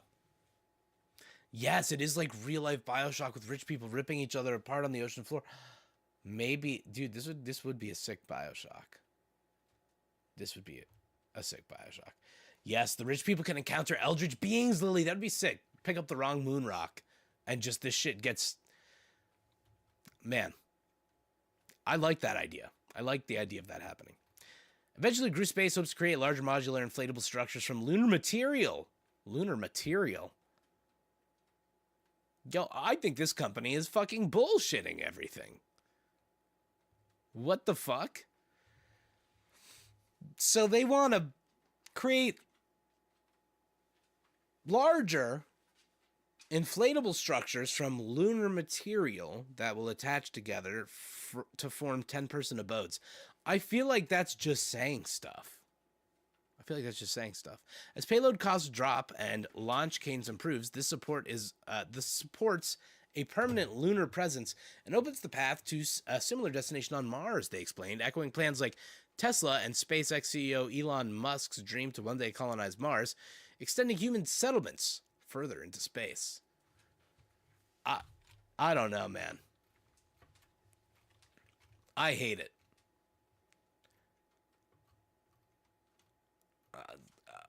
I'm with you, Lily. I can only hope that they go on a billionaire vacation and end up encountering an eldritch entity, and it's just not very much fun for them. That's all we can hope. So yeah, that's a little bit of off-planet capitalism going down. yeah, Lily, are they making cement from moon sand? I don't know. It's inflatable too. Oh yeah, I haven't watched the show Andor yet, Tom, but I hear it's great. I would want to watch it. I like Star Wars. I'm a Star Wars guy. I like it. Big fan. Okay. Oh, lunar sphere instead of bathysphere. Oh, yes. The BioShock. I love those games too. Those are great games. But yeah, I feel like I gotta watch Andor. I hear a lot of good things about it. But look, guys, let's talk Russian spy nuns. Okay? Because I feel like that's just some crazy shit. Russian spy nuns, what are they? Who are they? Why are they? Well, let me explain it to you. Are they nuns? Indeed, they are truly nuns. But let's go over the story. Sweden, the Swedes, have exposed a network of nuns working for Russian intelligence. Crazy sentence. Andor has some spooky, scary Marxist messages. Sign me up. I'd love to check that out. Yeah, I do hear great things about it. I want to check that out. And I loved what's it called? The movie. What was the movie with the guy from Andor? Rogue One. I thought that was a good movie. That was a fun time.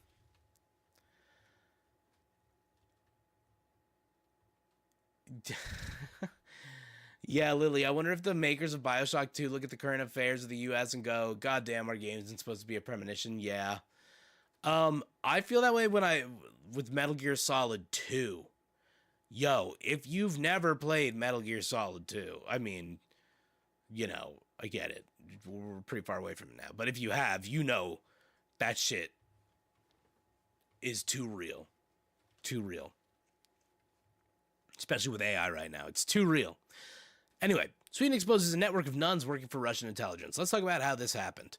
So in Sweden, nuns from 20 churches linked to the St. Elizabeth Monastery, according to journalists, worked for Russian intelligence and raised funds for Russian invasion forces under the guise of charitable activities.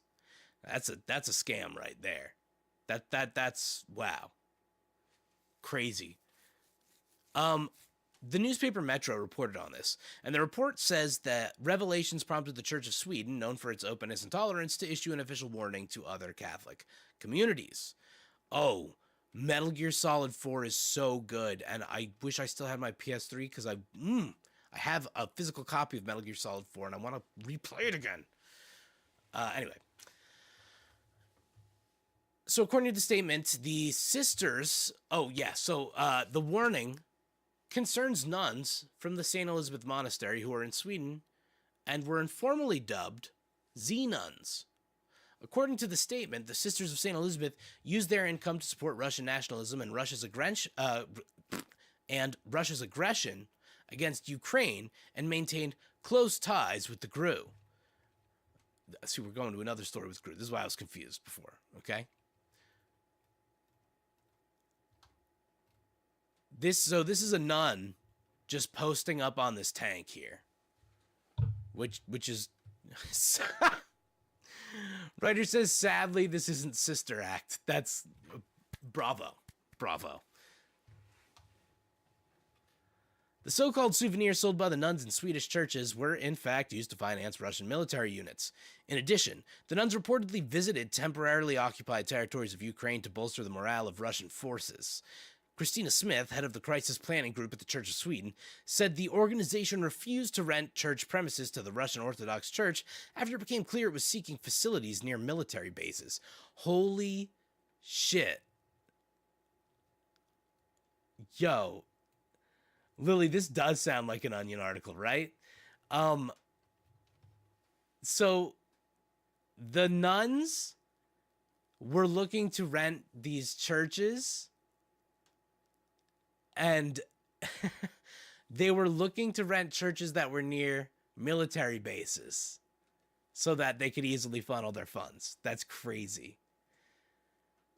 Tom, T-72? See, I don't know. I don't know anything about tanks, weapons, or anything like that. That is a nun, though. That's a nun in front of a tank, I can tell you that much. Which is crazy. Crazy thing to see. Russian church agents in Estonia. Oh yeah, even crazier to see than the nun on the tank is the Russian nun from Estonia in a temporarily occupied territory in full, just like fucking military garb. Crazy. Ginger, hey, what are you doing with that tank, Sister Ivanka Spicey? That is funny. Oh man. Would this be considered as an inquisition? I mean, the church is involved. It's kind of... That's so funny. So, Russian church agents in Estonia. Let's talk about it.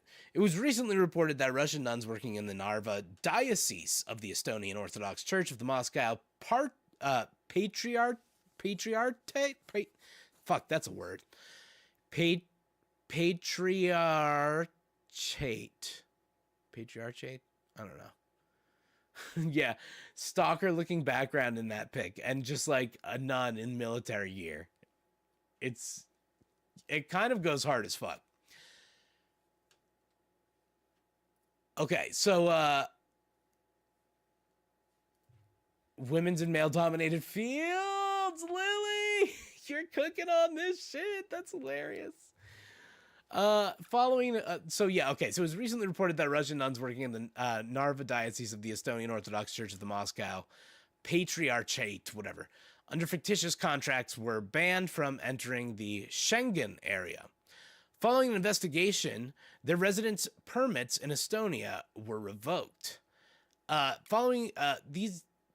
Those named were Abbess Katerina Chayanikova and Nun Juvenalia Elvira Koroleva, whose call sign is Mother, from the exaltation of the Holy Cross Monastery near Moscow. Formerly, they were listed as employees of the Narva Cathedral. In reality, they lived in Russia, actively assisted the Russian occupation army while holding Estonian residence permits and using European social benefits. The investigation found that the nuns openly supported the war against the Ukraine, raised funds for the special military operations, including the purchase of strike drones, Starlink equipment, and military gear, visited temporarily occupied territories, and cooperated with Russian invasion units. That's insane. These nuns raised money for drones, for military operations, Starlink equipment, nuns. Like, what a mind-blowing operation. What a mind-blowing operation. I don't even know what do you do with that? What do you do with that?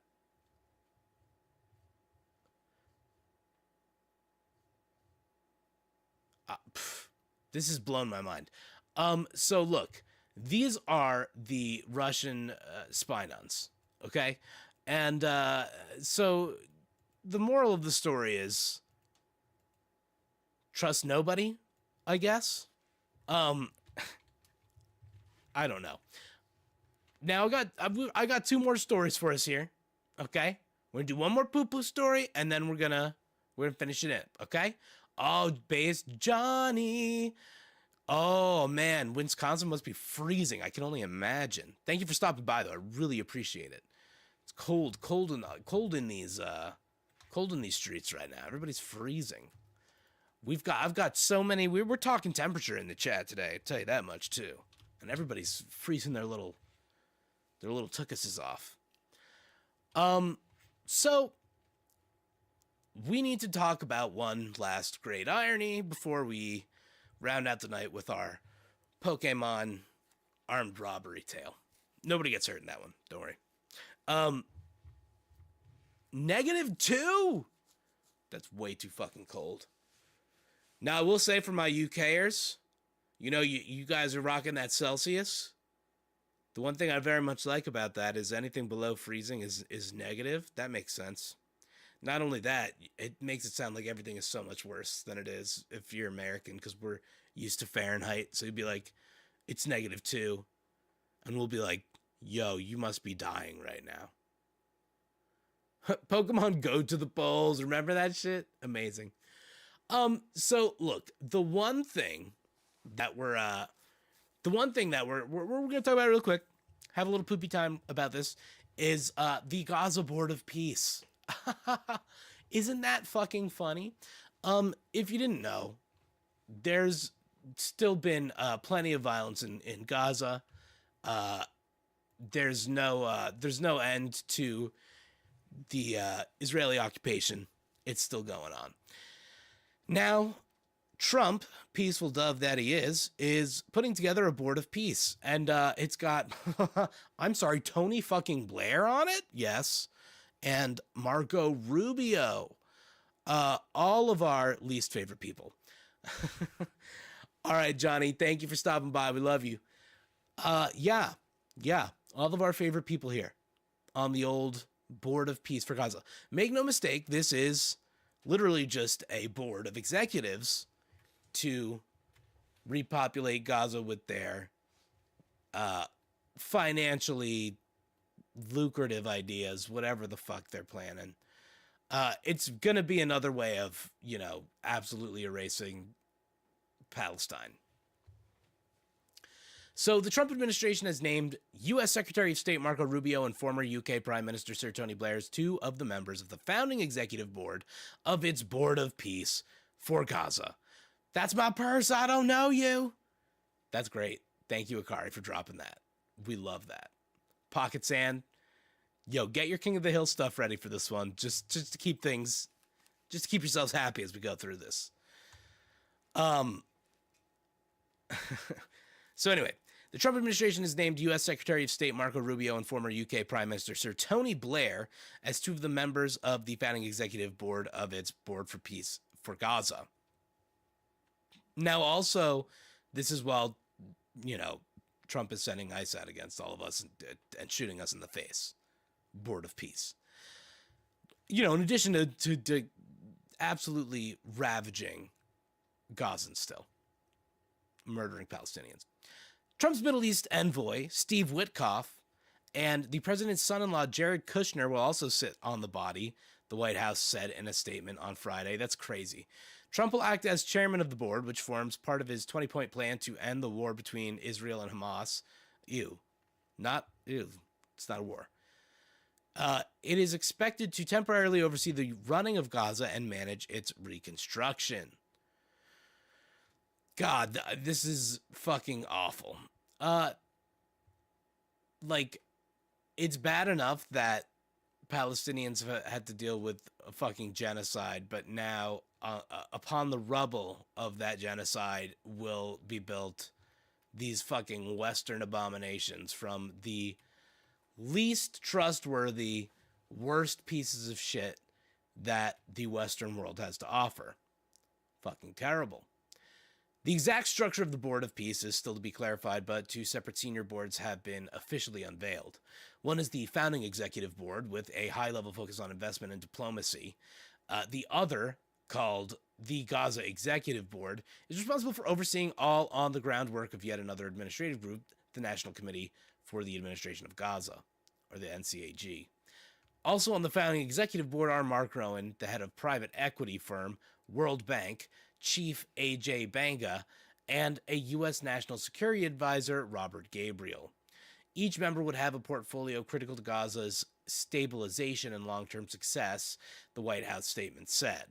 So it's just a bunch of business ghouls as well. Private equity firm owners. Ugh. The Board of Peace itself will be made up of heads of government who have yet to be formally announced. Trump had said on Thursday that the board had been formed, calling it the greatest and most prestigious board ever assembled at any place, any time. Just like, my guy's always fucking busting out some shit that's like the most hyperbolic fucking... Like, it makes hyperbole sound mild. I don't even know how to put it. Greatest and most prestigious board ever assembled at any time, any place. Period. Even including dinosaurs. Canadian Prime Minister Mark Carney has been asked by Trump to join the board and will accept the invitation, his office told BBC. Gross. Yeah. Justin Trudeau is not the Prime Minister now. He's Katy Perry's Prime Minister now. Argentinian President Javier Milei shared an image of an invitation to join the board on X, writing that it would be an honor to participate. Ew.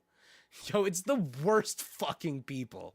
Meanwhile, Egyptian President Abdul Fattah al-Sisi has also been invited. The country's foreign minister said, adding, "We are studying the matter." Sir Tony was UK Prime Minister from 1997 to 2007 and took the UK into the Iraq War in 2003. After leaving office, he served as the Middle East envoy for the Quartet of International Powers, the US, EU, Russia, and the UN. Sir Tony had already been a part of a high-level talks about Gaza's future with the U.S. and other parties. In August, he joined a White House meeting with Trump to discuss plans for the territory, which Witkoff described as very comprehensive. In a statement, Ginger, have a good night. Yes, that's enjoy the tier T. We're sorry to leave you with that one, but have a great night. Thank you for sticking with us, Ginger. So in a statement, the former prime minister said he was honored to be appointed and it had been a real privilege to work with Witkoff and Kushner so far. I look forward to working with them and other colleagues in line with the president's vision to promote peace and prosperity, Sir Tony said. He is the only founding member of the executive board who's not a U.S. citizen. In September, Health Secretary Wes Streeting told the BBC that involving Sir Tony in such talks, given his record on the Iraq War, would raise some eyebrows, and it sure fucking does. But Streeting also noticed the former Prime Minister's role in brokering the 98 Good Friday Agreement to end Northern Ireland's troubles. If he can bring those considerable skills there in both diplomacy and statecraft, Streeting told the BBC, that can only be a good thing. That's how Tony Blair looks now. Funny, right? It comes after the announcement of a separate 15-member Palestinian Technocratic Committee, the National Committee for the Administration of Gaza, charged with managing the day-to-day governance of post-war Gaza. Ali Shath, a former deputy minister of the Palestinian Authority, which governs part of the occupied West Bank, not under Israeli control, will now head that new committee. The statement also said that Nikolai Mladinov, a Bulgarian politician from former UN Middle East envoy, would be the board's representative on the ground in Gaza, working with the NCAG. Trump's plan says an international stabilization force will also be deployed to Gaza to train and support vetted Palestinian police forces, and the White House statement said the U.S. Major General Jasper Jeffers would head this force to establish security, preserve peace, and establish a durable, terror-free environment. Fucking terrible. Okay? That's sending another occupied force in, basically, you know? The White House said that a separate Gaza executive board was being formed that would help support governance and include some of the same names as the founding executive board, as well as further appointees. The U.S. peace plan came into force in October and has since entered its second phase, but there remains a lack of clarity about the future of Gaza and the 2.1 million Palestinians who live there. Under Phase 1, Hamas and Israel agreed to a ceasefire in October, as well as hostage prisoner exchange, a partial Israeli withdrawal, and an aid surge. However, the ceasefire has not been withheld. As it says here. Earlier in the week, Witkoff said Phase 2 would see the reconstruction, full demilitarization of Gaza, including the disarmament of Hamas and other Palestinian groups. The U.S. expects Hamas to comply fully with its obligations, he warned, noting these include the return of the body of the last dead Israeli hostage. Failure to do so will bring serious consequences. However, the ceasefire is fragile, with both sides accusing each other of repeated violations. I mean, there's proved Israeli violations on that. There's no question. Lily, these people, like, I don't even think they think they're the founding fathers. Like, honestly, they're so unscrupulous, and they know it. Like, they just don't care. And it's this mentality of, I will do anything for myself, and I will do anything to get ahead, and I just want more. And it doesn't matter, because I'm looking out for number one. That's like literally how these guys all think.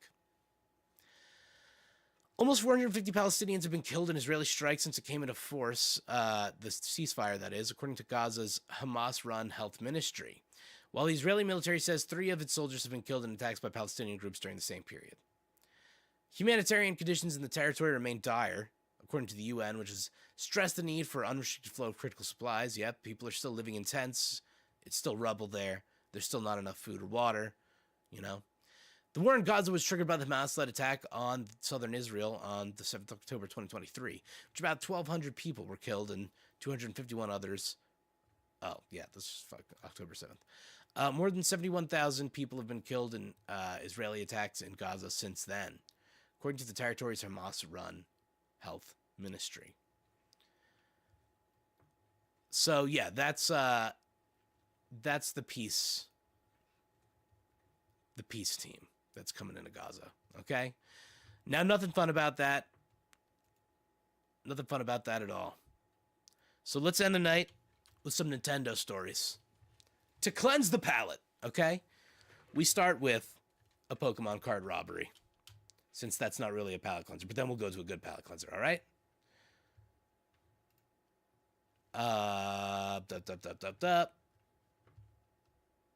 Okay, gang. Here's the Pokemon card thieves. In this stunning video, take a look at this. Police say the group of armed masked robbers went into a trading store in the meatpacking district and just ransacked the place. Yeah, they threatened shoppers and smashed. I made it not echoey now. The brazen thieves in this stunning video. Take a look at this. Police say the group of armed masked robbers went into a trading store. Hey, this thing has a terrible interface. Hold on. There we go. All right, here we go. Go away, interface. The brazen thieves in this stunning video. Take a look at this. Police say the group of Ninter armed masked duels robbers went into a trading store in the meatpacking district and just ransacked the place. Yeah, they threatened shoppers and smashed display cases before running off with $100,000 worth of Pokemon cards and other merchandise. And this isn't the first time this type of crime has happened, with similar heists throughout the country in recent weeks. Eyewitness News reporter Dollar. Now, I support dorks. This is too much. This is on some dork shit, next level. Miles live outside the store with the latest on the investigation. Dollar. Dave and Liz, Pokemon cards are just increasingly popular. They've been popular for decades, and that is what makes them an attractive target for thieves. And just to show you how popular they are, while the store was closed this morning while they were cleaning up, there was a line outside of people waiting to get inside, and it's been packed all day. There was no sense of staying away. Devoted Pokemon collectors patiently waiting for Poke Court on West 13th Street in the Meatpacking District to reopen its doors Thursday afternoon. Employees of the relatively new store showing up for work early this morning to clean up broken glass and put the store back together again after a destructive and devastating smash and grab Wednesday evening. Look at I'm that. going to come back, support, because this is the type of thing that just brings people joy, and it brings me joy. Last night, 3 men in hoodies came in hot. One started smashing display cases, stealing high-value items. One stood lookout at the door. A third threatening suspect pointing a gun. Hey, genuine question. Can you point a gun at someone with like a Pokemon backpack? Well, you're wearing a Pokemon backpack. Look at these guys. Came in hot. They got like anime backpacks on or something. Are you allowed to point a gun at someone with an anime backpack on? Display cases, stealing Look, high-value look at that. items. That's a weeb-ass One backpack stood for lookout sure. at the door. I hate this overlay. A third threatening suspect pointing a gun. We were having our first ever community event called Top Litter Decorating Night, where people just come and put stickers on top litters and trying to have a good time. It was a free event, and then 3 armed men came in and just like brandished guns like in their face. It was a similar scene in Boston last week when a man is seen breaking into the store after hours and stuffing Pokemon cards into a backpack. Actually, if you just look at any local card shop around the country, there's a good chance that they've gotten robbed. I've seen videos where, the robbers will tunnel in through the wall or through the ceiling. In less than 24 hours after the store lost more than $100,000 in inventory, there's more security in place today. We can't let a few bad apples like this ruin the hobby for everyone else. We want to create a safe space for the community, and it really sucks that 50 people had to basically get held up and held hostage. So again, this is a live look at Polk Court here in the meatpacking district. You can see the locksmith is still making some repairs to the front door. The security guard is standing post. This is just like what we've seen at other Soho high-end stores in the neighborhood over the last few years after these smash and grabs, having to add additional security. In terms of the suspect, the NYPD is still working to identify the men involved in this smash and grab. If you have any information. There's something about seeing a news report where the lady is standing in front of doors that have Pokeballs on them that make me feel like I'm watching something in a real world where Pokemon exists. I'm sorry, give me just 1 second. And that's what I used to wish for, as a kid every year. This is doing something for me. But anyway, crazy. Really? This is what we're doing? This is what we're doing here? We're robbing the Pokemon store? Yeah. Oh, Ajax. Wish you hadn't sold your. You say. So Ajax says, wish I hadn't sold my old binder of Pokemon cards. Had a holographic Kabuto and Blastoise. Also that one Japanese Misty card where it was a nude silhouette. Yeah. I think of all the things that I've sold in a garage sales throughout the years. And I'm like, wow. If I knew, I would have money right now. Holy shit. Generally, the rule is you can do whatever the flip you want if you have a sidearm. You know, Akari, that's a great point. Backpack be damned. They said the 3 suspects who were wearing anime backpacks kept everyone in the store while the robbery occurred and were armed with guns and hammers. Damn, these dorks are getting bold with it. If Pokemon were real, that meatpacking district would be grinding up Bulbasaurs. Grizzly. Absolutely grizzly. So, look. Play Pokemon. Have fun. Have a good time. Don't do armed robbery over it, okay? Is that, can we, let's agree on that. Dealsies? Can we all do dealsies on that? Excellent. Now, let's finish off this night, gang, with a nice tale. A nice tale from around the strange world of the internet. I wonder if cats are considered social as animals. That's a great question, Tom. I would say probably no, because, once a cat's like, this is mine, they're like, I ain't sharing this shit. You can labor for me, and I will take your profits.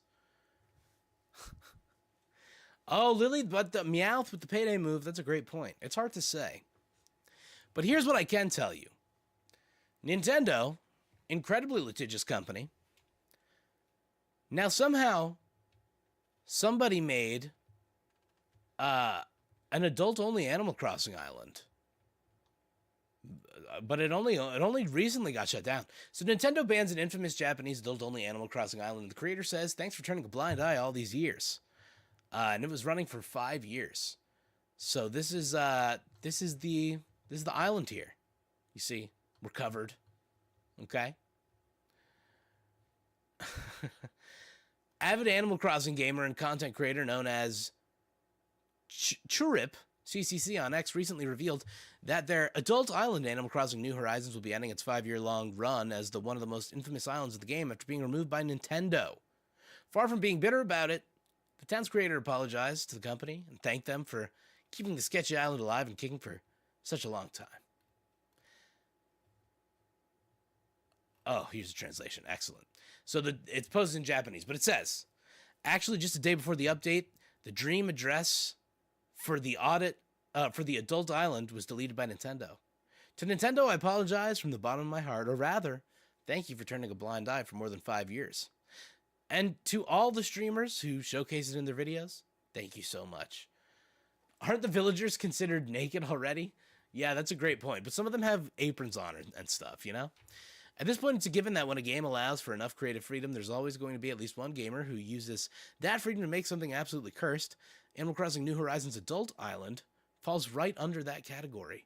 And while there's probably many other similar creations hidden throughout the game, this one has managed to become a top tourist spot among Japanese fans of the cozy life simulator that are also over 18 years old.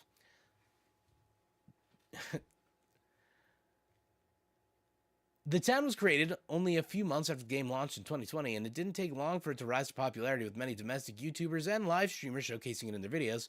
While many found the island hilarious, others praised it for its high quality and level of detail, as well as subtle worldview that completely destroys the ethos of the original game.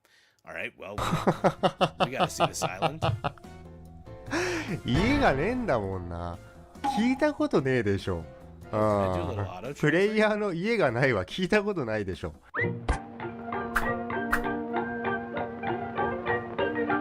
大人も子供も姉様、ごきげんよう。ゴールド。はい、ということで、在任時までの。待って。あれ、なんか別の件すが、ね。たぬきち、確かにたぬきちっぽいわ。ちゃんとね、ゴルフバッグとかあってね。女の、マジでとかに始まんのかな。墓もなんかこんな貨物ねえ、ケッハモルターはそういうことだったんだ。どかをちょっと待って、ステージいきなり上げられてんだけど、ダメ、エソちゃんは。ねえ、ちょっと赤いのかな、どうなんだ。私だからね。Alright, let's read up, because I'm sure there's shit going on, and I just have no idea what the fuck is happening. Oh, it's Love Hotels. Writer, thank God you're here. Writer knows Japanese, so thank fucking God we've got somebody. Okay, so they're all love hotels. Excellent. We love it. Oh, so is this like... Oh yeah, there's a little jacuzzi. I see, yeah, that's a love hotel. That makes more sense. もう引退なされたのかな、どうなんあなた。ここはいや、ちょっとちゃんと。あれだな。でも、私はね、さ、倒産したんだ。The first thing you see when you step off the plane and enter the infamous island is a Muryu Anaiyo. Oh man. Writer's gonna hate this. Oh man. Writer, I apologize in advance for all the bad pronunciation I'm gonna do. This is gonna hurt your ears. Oh, let's try it. Roughly translating to Free Information Center in English, while this doesn't sound so bad at first glance, the free information centers in Japan usually stand for counters where you can get free information on the more deluxe, risque, or sketchy nightlife spots, such as hostess and girl bars, strip clubs, and even brothels. And when visiting the Animal Crossing Adults Island, you might just need one, because the town is full of places that offer sketchy services, even having its own Edo-inspired red light district, sexy exhibitions of biological rarities, and adult shops selling schoolgirl-inspired cosplays and toys. Other places visitors can enjoy on the island are the Love Hotel, with giant statues of Michelangelo's David surrounded by palm trees that perfectly emphasize the famous sculpture's appendage, alongside numerous pachinko parlors, smoking areas, natural herb vending stands, and gentlemen's saunas. Yeah, so Ajax. So basically, it's a normal game of Fire Emblem. Incredible. I gotta tell Tony that one. You also have the chance to visit the homes of the island's workers, which also feature interesting details that show us speaking of the daily life of its inhabitants. For example, Tom Nook's room in the community dormitory has a slight feminine touch to suggest that he's been bringing in ladies after work, while Blather's room is littered with used tissues and has numerous photos of Isabel on the bedside. Oh my God, wait. Lily, that's kind of it. You were kind of right. You were a little bit right. Okay, writer notes that most hostess clubs are PG or PG-13 at worst. There's some that go further, but that is not the norm. So even as we look through that and we go, why is this adult themed? It's culturally different. Although universally, I think we all understand Blather's room is littered with used tissues and has numerous photos of Isabel on the bedside. Terrible. Violet, on the other hand, lives in the Big Red Light District and works as the legendary Oiran, a high-ranking prostitute from the Edo era. Her private suite is located just above the multi-brothel and pachinko parlor and strip club. Of course, the island is not just filled with luxury, as most of the town is littered with trash and has many abandoned buildings, hinting that many of its dwellers have been living on the streets. Insane. So they actually have, like, it's like real life. They have the rich area right next to a rundown place. Unfortunately, the infamous island can now only be experienced through numerous Japanese YouTube videos and live streams that documented its bustling streets and sketchy activities happening in back alleys. Incredible. So this is it, gang. I mean, this is, look, it's as naughty as Animal Crossing can get, right? That's about it. That's about what you can get here. But wholesome. It's wholesomely spicy. Okay? Now, ladies and gentlemen, that's all I've got for you tonight. So we're going to leave it there so everybody can get some good rest. But listen, join us on Thursday because it's going to be a special edition of the Thursday stream. That's right. It's a Tony edition.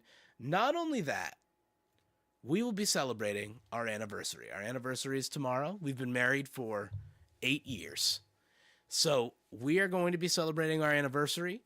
And we're going to be playing Life is Strange on stream. It's one of the first, it's the first game we played together because one of our first dates we went on, we had a conversation about video games being art.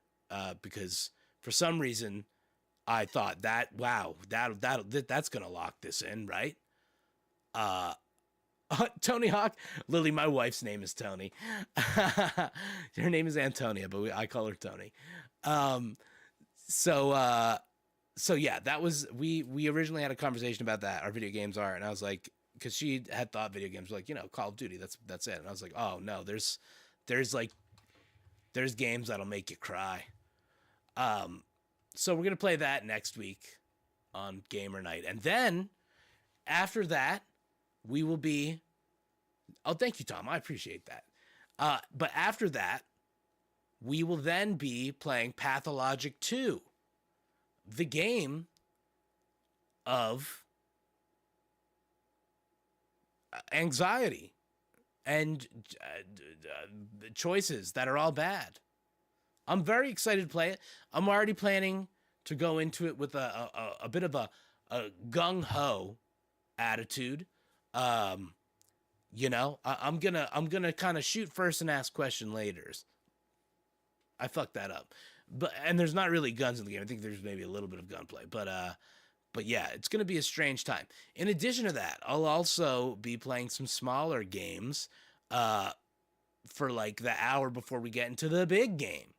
So we might be doing some Inscription or some Balaltro, however the fuck you say it. I gotta look at the name.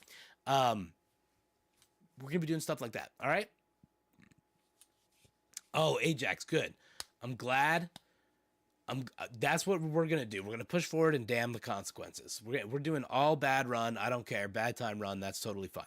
But I'm glad you're playing it right now, so you can help out as we go through it. So make sure you're here for Thursday. That's going to be a fun one. Yeah. Have I played Life is Strange 2? Okay, so I have not. Tony and I were playing it together, but it got to a point where like a puppy got killed, and that was too much. I can't do that. I can't do that. I tap out. Could be people. Maybe that's, I'm sure that says something about me. It's not even the people, but the puppies. Tetris, man, that would be sick, right? I'll throw down some Tetris. I'm definitely gonna play, guys. I love fighting games, so I will definitely be playing some like old school fighting games, like Marvel versus or Capcom versus SNK. I'll do Marvel Capcom too, obviously, but like Capcom versus SNK, King of Fighters, shit that just has like awesome rosters and great tunes. Good night, writer. Have a great night, and everybody else, we're out of here too. So everybody, you have a great night. Thank you for sticking around with us. Thank you for hitting us with the likes and the subs and all that stuff. Hit my videos with the likes and subs. Promoting myself. I always forget to do that. But yes, blame Christy Nome. Do that tonight. Everybody have a bad thought about Christy Nome tonight. That's probably a good thing to do. All right, guys. Good night. Thank you guys all for joining. And I will see you next time on... Oh yeah, Ajax. We have Ajax has a Smash Bros. Flash game that's like crazy that we're gonna try out too. So we got a lot of fun stuff coming up. Okay, buckle up. Gamers are living good in 2026. Okay, gamers had it rough in 2025 on this channel. Gamers have it good in 2026 on this channel. That is my pledge. All right. All right, guys. Have a great night. I will see you on the next one. Thank you for joining me. Peace.